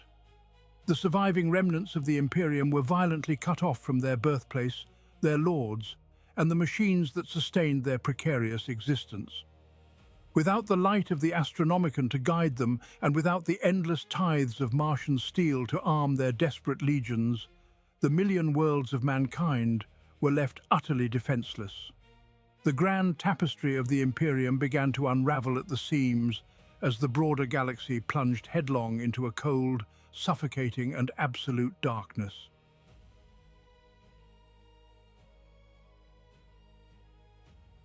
With the beating heart of the galaxy torn from its chest, the vast nervous system of humanity suffered a sudden and catastrophic death. Across a million scattered worlds, the great astropathic choirs felt the sudden absence of the master of mankind. For 10 millennia, the psychic might of the Emperor had served as the great amplifier and the eternal anchor for all telepathic communication. Without his boundless will to part the turbulent tides of the Empyrean, the warp became an impassable wall of roaring static. The minds of the Astropaths, previously sheltered by his divine aegis, were subjected to the unfiltered horror of the unreality. In the great spires and sanctums from the segmentum solar to the unlit fringes of the halo stars, the soul-bound communicators of the Imperium met a grisly end. Thousands died in an instant, their minds collapsing under the sheer weight of the psychic backlash. Countless others were driven irrevocably mad, tearing out their own unseeing eyes and babbling apocalyptic prophecies until their physical forms gave out. The delicate web of thought that had bound the stars together snapped off into the eternal dark. This singular event plunged a million worlds into instant and total isolation. The Imperium of Man, a domain forged in blood and maintained by the constant flow of information, simply ceased to exist as a unified entity. Planetary governors, desperate for tidings from Terra or seeking the reassurance of sector commands, ordered their remaining psychers to send out frantic pleas. They cried out for reinforcements, for guidance, and for salvation. In return, they received nothing but the mocking laughter of demons echoing through the telepathic void. The warp had become a solid barrier of malice, suffocating any attempt to cast a message across the stars. The logistical miracles that had sustained the eternal war machine shattered overnight. Departamento Munitorum tithes could no longer be called or coordinated.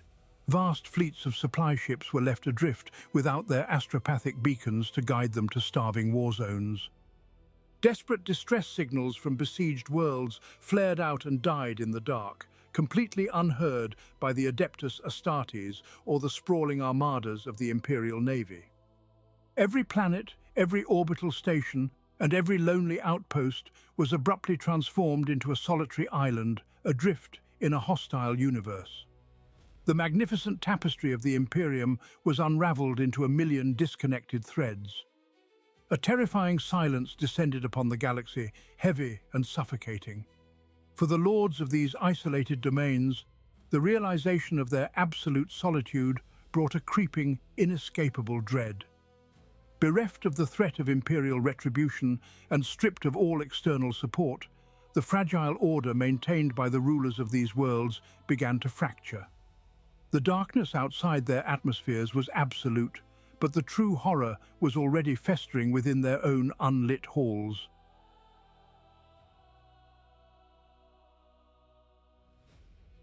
The sudden silence of the psychic choir was merely the herald of a far more profound desolation. For 10 millennia, the Adeptus Ministorum constructed a galaxy-spanning religion upon a singular and unshakable truth. The God Emperor of mankind sat upon the golden throne, watching over his flock. But now the searing golden light that burned at the center of the Imperium was extinguished. He was dead. The objective demise of a living deity is not a metaphysical abstract, but a physical cataclysm. Across a million worlds, the foundation of the imperial cult collapsed in a single moment of apocalyptic grief. Nowhere was this agony more pronounced than upon the grand shrine worlds. Entire continents dedicated to eternal worship dissolved into unfathomable hysteria. The great basilica bells tolled not in reverence but in discordant panic. High cardinals and arch-confessors who had spent centuries preaching the invulnerability of the master of mankind realized the horrific truth. Unable to bear the sheer spiritual weight of a universe without their savior, they surrendered to madness. Thousands of high-ranking ecclesiarchs threw themselves from the weeping gargoyles of their cathedral spires.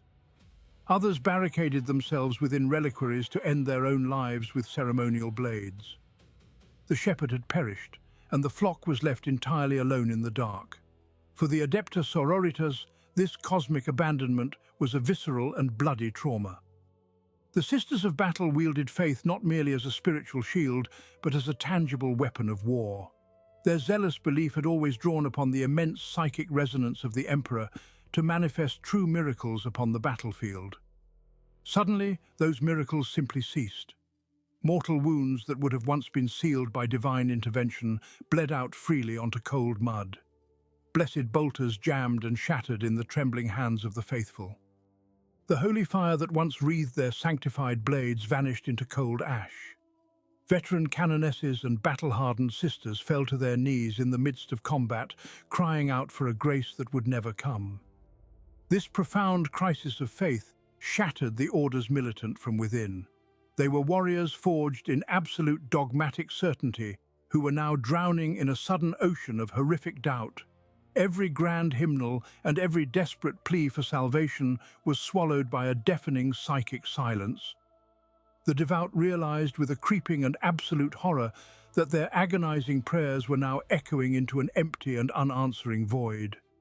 The divine protection that had held the nightmares of the warp at bay was utterly gone. Sanctuaries became silent tombs. Golden shrines became empty monuments to a dead dream. Untold billions of humans whose entire existence was predicated on suffering for the glory of the Emperor found themselves suffering for absolutely nothing. An unbearable vacuum of hope engulfed the human species from the glittering core to the darkest fringes of the halo stars. And in a cruel and uncaring galaxy, a vacuum is always filled. With the golden light forever extinguished and the heavens completely silent, the desperate masses began to listen to the sweet whispers echoing from the darkest corners of their decaying worlds.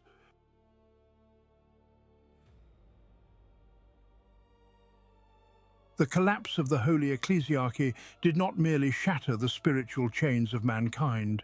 It ruptured the very warding seals that held the horrors of the dark at bay.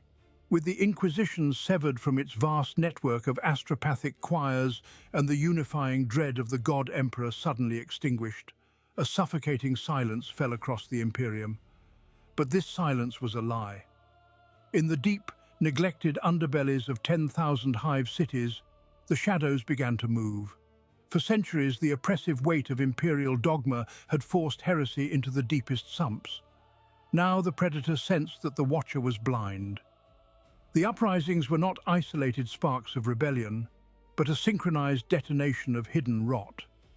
Deep within the manufactorums and the toxic dregs of the Hive worlds, the Genestealer cults threw off their ragged cloaks. Generations of hideous, patient breeding finally bore fruit in the absolute dark. Mutant patriarchs shrieked their Xenos commands, and millions of the twisted faithful boiled up from the subterranean depths. To these corrupted congregations, the silence of the Emperor was the ultimate sign. They believed the great void had been cleared for the arrival of their glorious saviors. They chanted of the Star Children, raising their deformed hands to the poisoned skies, eager to offer up their worlds to the creeping shadow in the abyss. Factories were choked with the blood of overseers. Spires burned as the Brood Brothers turned their stolen weaponry upon their former masters. Yet the Xenos taint was but one facet of the sudden damnation. On civilized worlds and agri-planets alike, the ruinous powers answered the galactic despair with rapturous cruelty.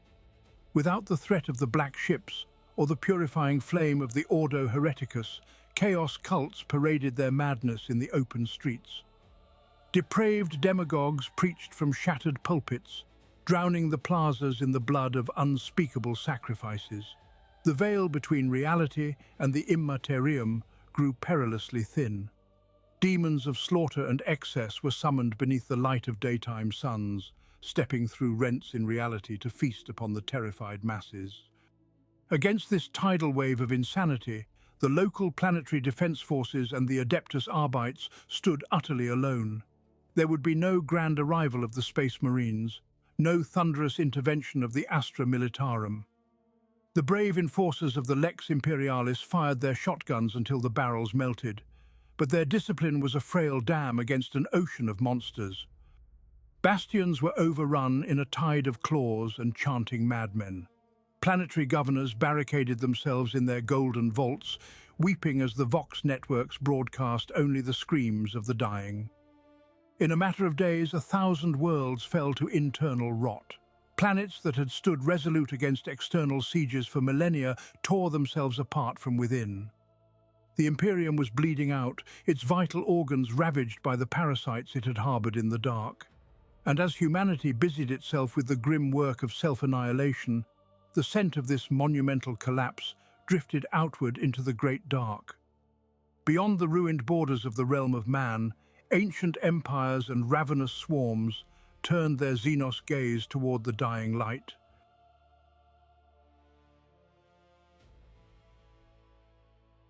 Far beyond the shattered bulwarks of the Imperium, a horror of a vastly different magnitude felt the death of the Emperor's light.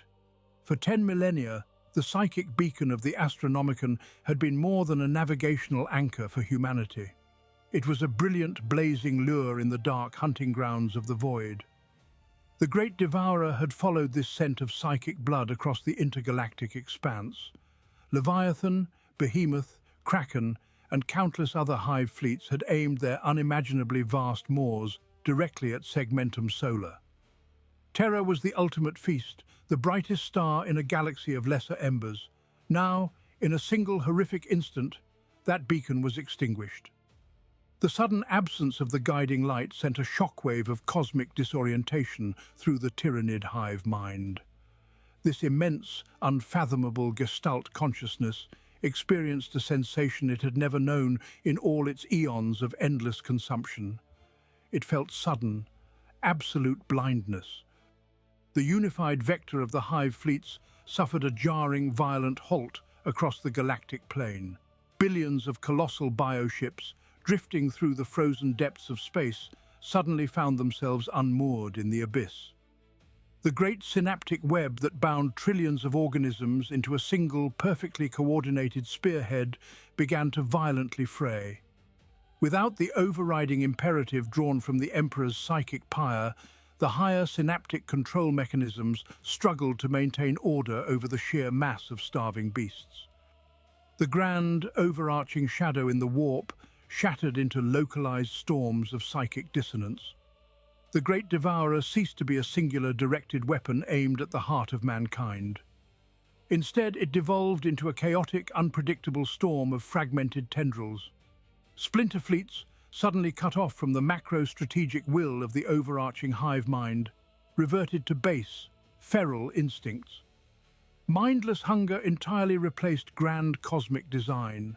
Massive void krakens and hive ships turned upon their own lesser broods, tearing into biovessels and consuming the biomass of their kin in a frenzy of localized starvation.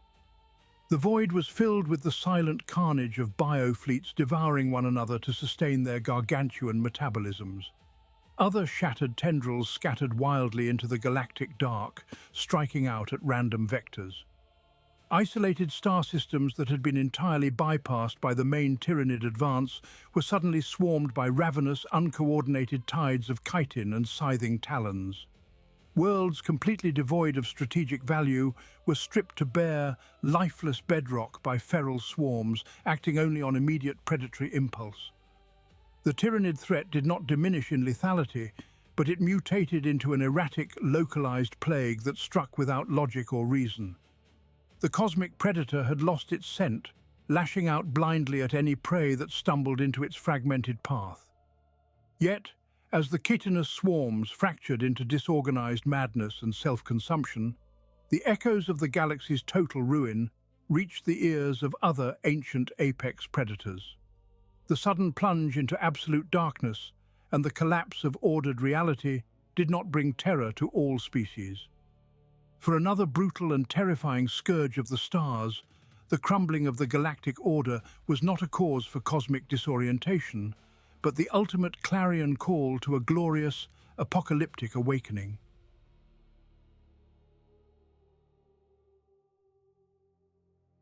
Where the Xenos locusts of the Hive fleets found only blind starvation in the dark, another ancient terror found an intoxicating opportunity. The Orc race had long thrived upon the anvil of imperial defiance. For 10,000 years, the Greenskins had hurled themselves against the unbreakable shield walls of the Astra Militarum. They had reveled in the glorious unified meat grinder that was the Emperor's realm. To the Orcs, the vast battle lines of humanity were not an obstacle, but the ultimate prize, the provider of the greatest fights in a hostile galaxy. Now, that grand theatre of war lay in ruins. The Astronomican was dark, the Astropathic choirs were silenced, and the coordinated might of the Imperial Guard was shattered into countless isolated pockets of desperate survivors. At first, the Greenskins sensed an overwhelming weakness in the prey, yet this easy slaughter brought them no lasting joy. Without the thunderous artillery barrages of 1,000,000 regimented guardsmen, the battlefields grew terribly hollow.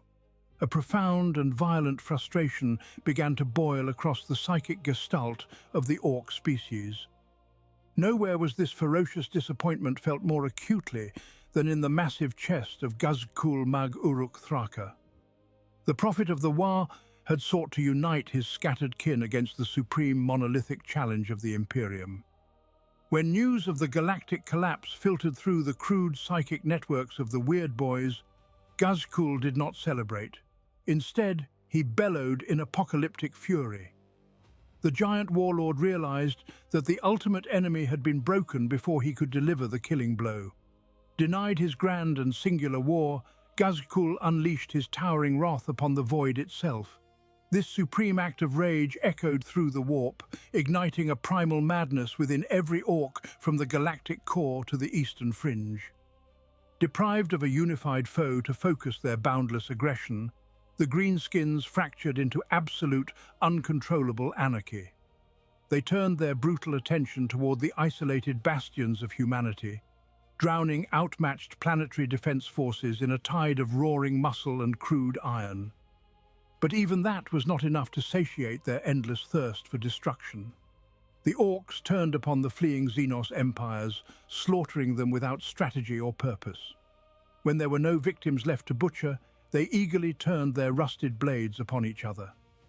The galaxy was consumed by an unstructured, hyperviolent war that possessed no singular direction or goal. It was a pure, unadulterated frenzy of bloodshed that spilled across the stars like an infected wound. Massive Orc armadas crashed blindly into dead worlds, while entire clans eradicated one another merely for the joy of hearing the clash of steel. In the suffocating gloom of the shattered Imperium, this endless green menace added a terrifying layer of absolute bedlam to the dying cosmos. The ordered wars of the past were gone forever. In their place, a maelstrom of ceaseless slaughter howled into the emptiness, preparing the stage for an era darker than any nightmare humanity had ever dared to dream.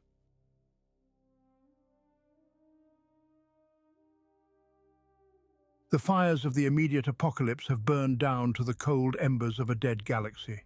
The Imperium of man is no more. The grand tapestry of a million worlds has unraveled into a million isolated graves.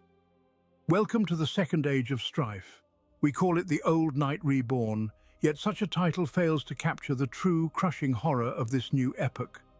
10 millennia ago, during the first great collapse, humanity endured the birth pangs of the Dark Prince and the isolation of relentless warp storms. That was a time of mere shadow compared to the abyss we now inhabit. This is a time of absolute, suffocating darkness. The first old night was survivable because the enemies of mankind were still largely confined by the laws of real space. Now the cosmic veil is entirely torn.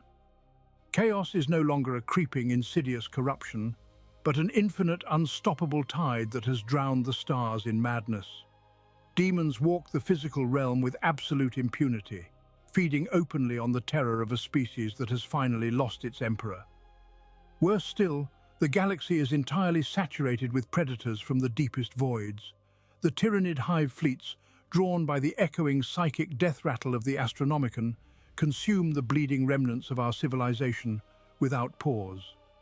They are a boundless shadow of chitin and hunger, devouring worlds that have lost their orbital defenses and their hope. Without the guiding light of Terra, the very concept of a unified human species is completely dead. There is no grand crusade left to fight. There is only survival, bought daily at a terrible, degrading price. Across the shattered void, isolated pockets of humanity have rapidly regressed into brutal tech barbarism. Former planetary governors have become savage warlords, ruling ruthlessly over starving ash wastes and ruined macro-habs.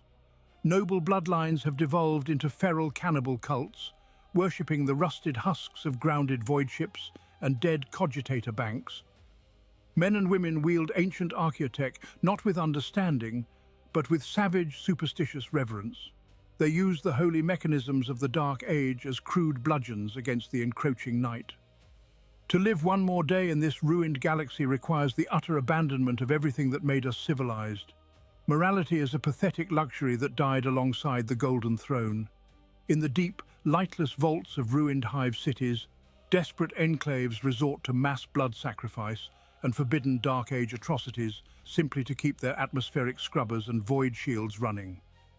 The history of mankind is now written only in butchery and ash. We are a dying breed of scavengers, clinging blindly to the shattered rocks of dead worlds. The majestic dream of the master of mankind is nothing more than a forgotten myth, whispered by madmen to frightened, starving children. The galaxy has been handed over to the laughing dark, and there is no grand fleet coming to our rescue.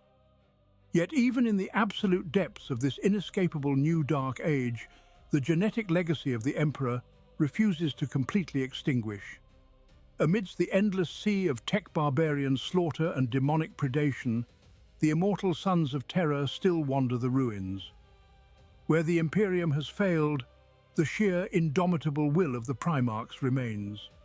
In a distant, battered sector of the bleeding cosmos, one of the ancient demigods surveys the total ruin of his father's empire and decides that a sanctuary must be carved from the ashes.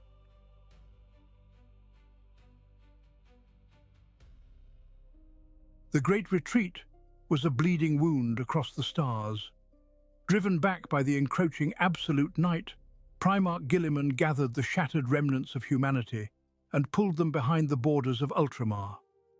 The realm of the 500 worlds became the final redoubt of a species facing extinction. History had violently repeated itself. Just as in the darkest days of the Horus heresy, the galaxy was severed, drowning in a sudden and terrible age of strife. The avenging sun was forced to look to the sins of his past for a template of survival. He resurrected the ghost of Imperium Secundus. This was no longer a theoretical exercise in contingency. It was a desperate reality. Alongside his awakened brother, Lion L. Johnson, Guilliman began the grueling work of consolidation. The Lord of the First brought his battered fleets and whatever surviving battle groups he could rally from the dark, merging the strength of the Unforgiven with the discipline of Macragge. Together, the two Primarchs forged a fragile perimeter around their pocket empire, yet walls of adamantium and legions of transhuman warriors mean nothing without the light of navigation. The Astronomican was entirely extinguished, leaving the local warp an impenetrable, churning abyss of predators. To bind Ultramar together, the Primarchs turned to forbidden antiquities. They sought out the ancient technology of the Pharos, the empathetic Xenos engine that had once guided the Blood Angels to Macragge millennia ago. Through profound sacrifice and grim artifice, a new beacon was ignited upon the summit of Sotha. Its pale Xenos light cast a sickly glow across the immediate sector, offering a meager lighthouse for the ships of the resurrected Secundus. The cost of this psychic fire was staggering, but survival demanded terrible prices. At the center of this trembling domain stood Guilliman, a being crafted for statesmanship but drowning in despair. He was no longer the regent acting in the name of a silent father. He was, in all but name, the emperor of a dying, isolated kingdom surrounded by an ocean of infinite blackness. The crown he had once feared to wear now rested upon his brow as a crown of thorns, bleeding his spirit dry with every impossible decision. He bore the absolute weight of human survival upon his armored shoulders. Every lost world, every silenced astropathic choir, and every extinguished star system was a dagger in his eidetic memory. He labored endlessly in his fortress sanctuary on Macragge, charting defenses against the encroaching nightmare. Yet even as the Primarch of the Ultramarines exhausted his superhuman intellect to build a fortress of light, the shadows continued to lengthen. Somewhere beyond the fragile glow of the makeshift Pharos, the true architect of this cosmic tragedy was already admiring the silence. The ruin of the galaxy was a masterpiece of malice, and its creator was watching.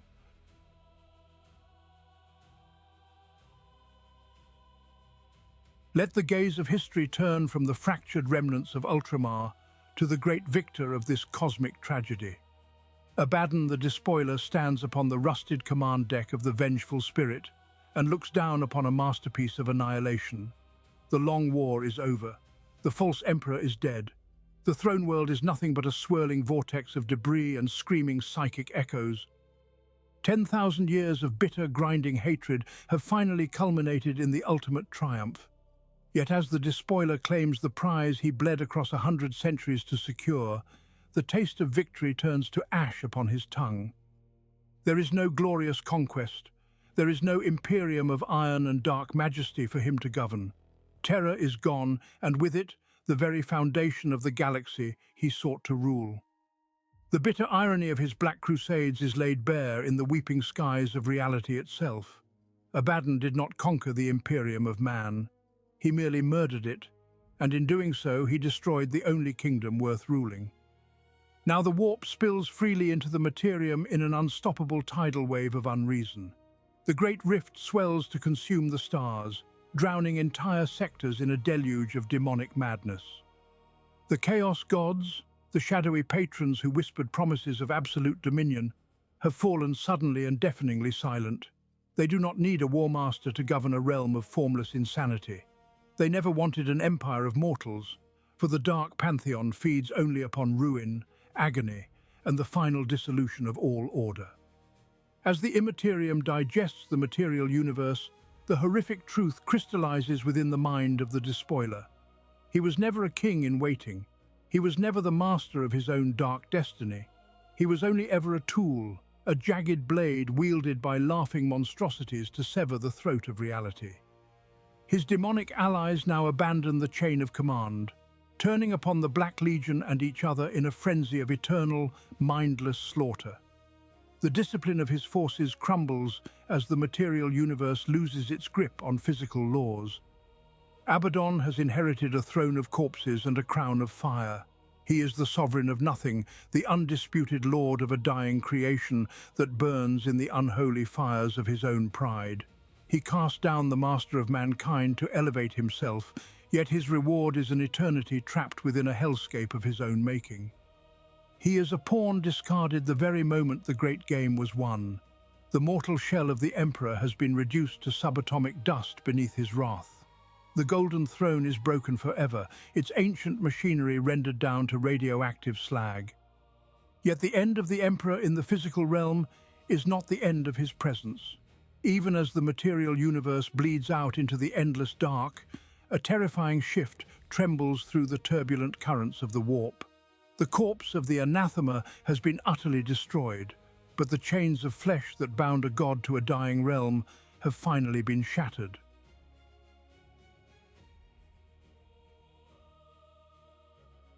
To trace the true fate of the master of mankind, we must turn our gaze from the ashes of the Imperium and plunge into the roiling madness of the Empyrean.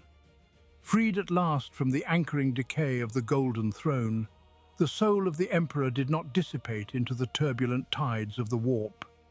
Instead, it expanded. For 10,000 years, an empire of 1,000,000 worlds had fed him their desperate devotion. Countless generations of untold trillions lived and died with his name upon their bloody lips. Rivers of sacrificial blood and the psychic smoke of burning psychers served as the conduit for this endless worship. This was not mere prayer. It was a ceaseless, torrential flood of psychic sustenance pouring directly into the Imperium, gorging the spirit of the ancient monarch. Scholars of the forbidden and heretics of the deepest vaults have long whispered of the Star Child. This esoteric theory posits that the Emperor's divine essence, fractured and suffering upon his earthly instrument of torture, was slowly gestating a new consciousness. As his rotting mortal husk finally perished, this divine spark was unshackled. It drew upon the unfathomable reservoir of humanity's collective faith, coalescing into a singular radiant mass within the great ocean. It became a being of pure, blinding light, a celestial sun rising in a realm of perpetual nightmare. To the desperate and the damned, this nascent entity represents ultimate salvation. They believe the Star Child is the benevolent god of humanity, forged from our highest ideals, waiting to banish the dark pantheon and shepherd our beleaguered species to deliverance. Yet the warp is a twisted mirror of truths too terrible for the mortal mind to bear. The Imperium amplifies all emotion to its absolute extreme. Blind faith is the most dangerous weapon of all. We must ask what kind of God is truly born from 10 millennia of fanaticism, ignorance, and dogmatic obedience. The light radiating from this newly coalesced entity is not gentle or compassionate. It is a piercing, agonizing brilliance that casts no shadows and offers no comfort to the weary. It is the manifestation of pure, unyielding order. In its awe-inspiring presence, the chaotic storms of the warp are not merely calmed, they are brutally subjugated, frozen into crystalline stasis by a will of terrifying supremacy. To bask in the glow of this divine incandescence is to experience a horrifying annihilation of the self. This entity does not understand mortal mercy, nor does it harbor the human complexities of the warlord who once walked among the stars. It has evolved into a primordial force of absolute compliance, a searing golden flame that meticulously burns away doubt, sorrow, and ultimately free will itself. Those who are touched by its blinding radiance do not find peaceful paradise, but rather an eternity of hollow, joyous subjugation.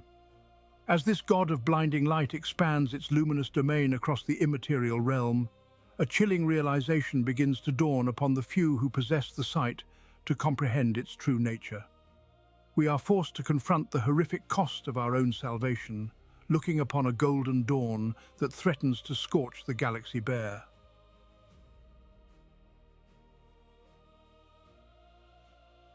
Yet to cling to the radiant promise of the Star Child is to ignore the fundamental nature of the Empyrean.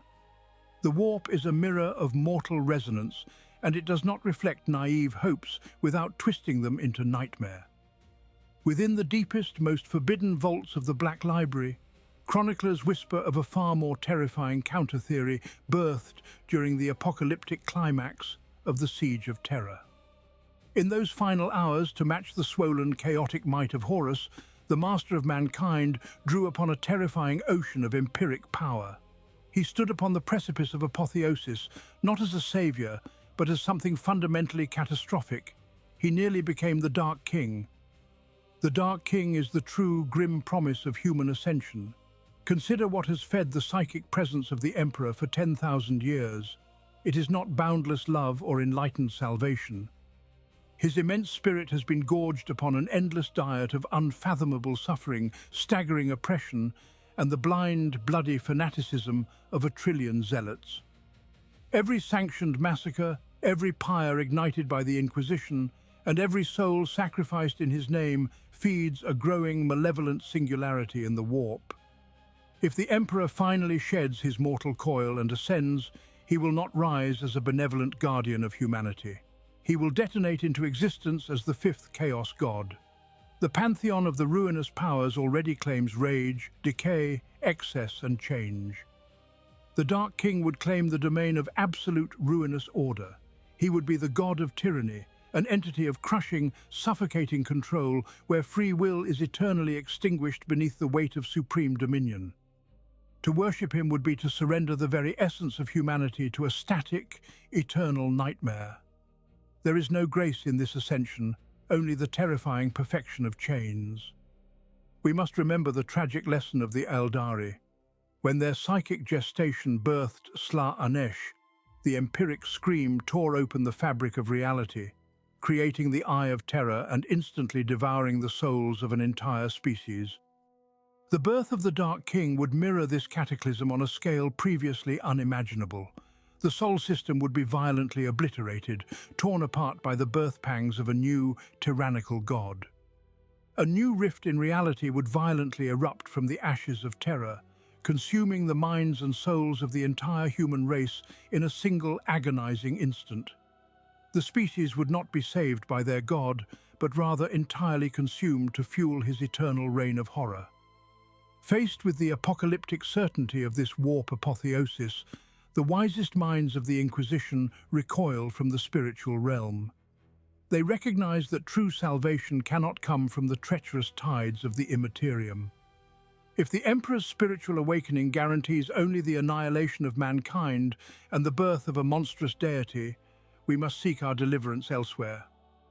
We are forced to turn our desperate gaze back to the physical universe, looking past the blinding halo of his psychic might to the silent, decaying flesh that still clings to the golden throne.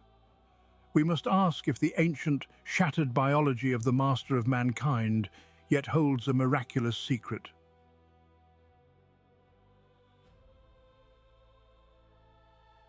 Yet to speak only of the Emperor as a fractured god within the Imperium is to ignore the cold reality of his physical remains. The master of mankind is bound to the material realm by his ancient biology. He is a perpetual. This is a truth kept hidden from the trillions who worship him as a divine spirit. To be a perpetual is to possess a cellular immortality that defies the natural order of the cosmos. When a perpetual is slain, their body does not simply succumb to the rot of the grave. Flesh knits together, shattered bones reforge themselves from ash. Blood unspills, drawn back into newly beating hearts. Whether consumed by the unleashed daemonic tides of the warp rift or annihilated by the apocalyptic fires of the Talisman of Seven Hammers, the throne world will be reduced to a radioactive cinder. Amidst this churning wasteland of poisoned ash and screaming storms, the biological mechanics of the Perpetual must begin their arduous work. How does a physical body reconstitute when the very elements around it are hostile to all life? Can the flesh of the Emperor truly reform in the heart of a broken, irradiated world? If the miracle of cellular resurrection holds true against such absolute devastation, the most terrifying question remains. How long will the process take? Will the master of mankind rise from the irradiated dust in a matter of hours, shaking off the ashes of his fallen empire? Or will the profound trauma inflicted upon his corpse require centuries, perhaps millennia, to slowly weave sinew and nerve back together? The galaxy would be forced into an agonizing wait. Decades would bleed into centuries of total silence, with no beacon to guide the lost ships and no central authority to hold back the encroaching night. And what of the entity who finally opens his eyes? If the Emperor does pull himself from the dust, he will not be the radiant warlord who walked among the stars during the Great Crusade. He has endured 10,000 years of ceaseless, unfathomable agony. His mind has been subjected to the combined psychic torment of a billion sacrificed souls, and the relentless assault of the ruinous powers. The being that reconstructs its flesh in the ruins of Terra might be a shattered, traumatized shell.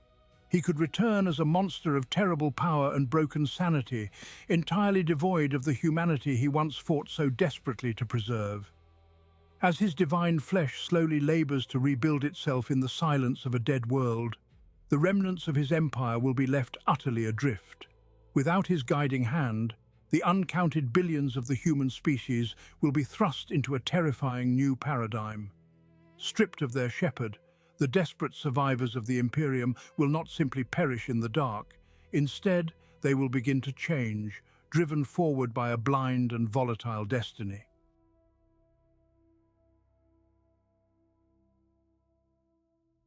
With the guiding light of the Astronomican extinguished and the master of mankind absent from his golden throne, the great veil between the materium and the immaterium finally shattered. The nightmare realm of the Empyrean bled into reality across 1,000,000 worlds. Without the Emperor to anchor the fragile minds of humanity, the long-prophesied psychic awakening went into an uncontrolled overdrive. This was not a gentle dawn of enlightenment.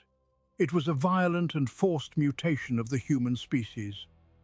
The ancient design of the Emperor, meant to shepherd humanity into a psychic race over tens of thousands of years, was violently compressed into a single, agonizing epoch. Every single child born into this dark new age carried the spark of the warp within their soul. Every infant was a psyker. In the past, the grim machinery of the Adeptus Astra Telepathica and the dreaded black ships would have culled these nascent minds to protect the species. Now those fleets were lost to the churning tides of the warp storms, their holds empty, their grim purpose undone. Left unchecked and unguarded, the minds of these newborn psychers became blazing beacons in the dark. Denizens of the warp descended upon them like starving predators upon a sudden feast. It was a galactic bloodbath of demonic possession. Trillions of innocent souls were snuffed out or twisted into horrific flesh vessels for never-born horrors. Entire Hive cities tore themselves apart in orgies of warp-fueled madness as untrained minds accidentally manifested the raw stuff of chaos. Reality itself buckled under the collective psychic screaming of a species undergoing a forced metamorphosis, yet the cruelest fires of the crucible forged the hardest steel. Out of this unfathomable slaughter, a terrifying new breed of humanity began to emerge from the ashes. Those few who survived the initial onslaught of possession were tempered by a horrific necessity. They did not merely wield the warp, they dominated it through sheer, unyielding willpower. These new human psychers possessed a raw, unfettered might that rivaled the legendary sorcerers of the ancient Eldari. They learned to weave defensive wards from the screams of dying planets and channel the ambient energy of the warp to annihilate the very demons that sought to consume them. They were no longer the fragile, easily corrupted vessels of the past. They were living weapons forged in a galaxy-wide crucible of suffering. The weak had been entirely purged from the genetic stock in a matter of decades. Only the apex predators of the mind remained. Humanity was being dragged, kicking and screaming, into its final evolutionary stage. The species was no longer bound by the frailties of flesh and bone. They had become creatures of pure thought and immense psychic violence, standing upon the precipice of a terrifying new existence. The age of the Imperium as a physical empire of steel and lasgun was ending, making way for an ascension born entirely of blood and madness. The true cost of this transformation was yet to be fully realized.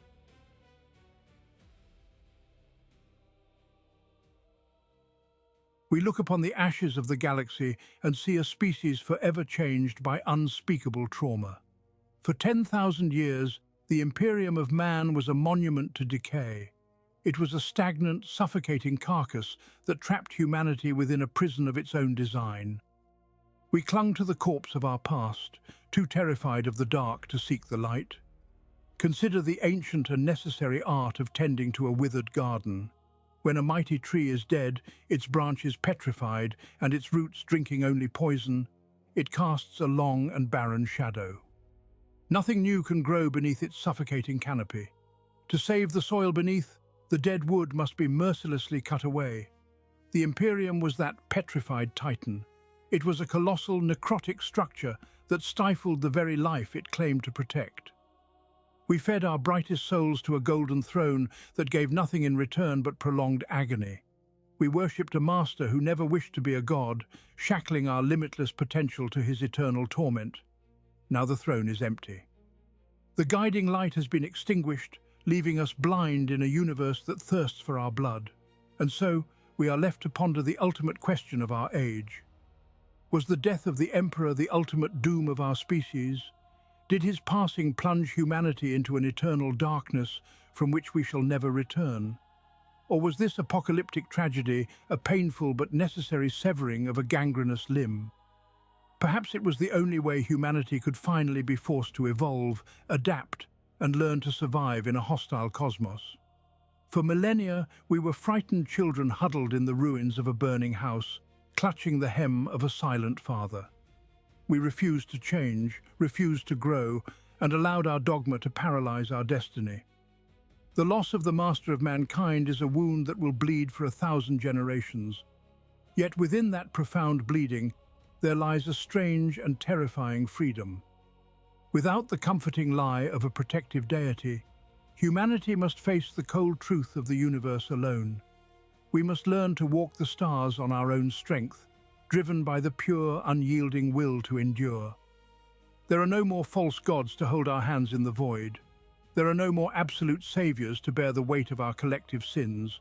We are untethered, drifting in a sea of nightmares, but our hands are finally unbound. The galaxy continues to burn, and the laughter of thirsting gods echoes in the limitless dark. We stand upon the precipice of an unknown tomorrow, armed only with our scars and our grief.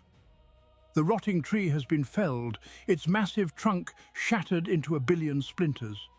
Whether we will plant a new seed in the ashes of the old world or simply drown in the blood of our own making remains a mystery. The Golden Age is dead and the Emperor is gone. Now the true test of humanity begins in the deep and unforgiving silence.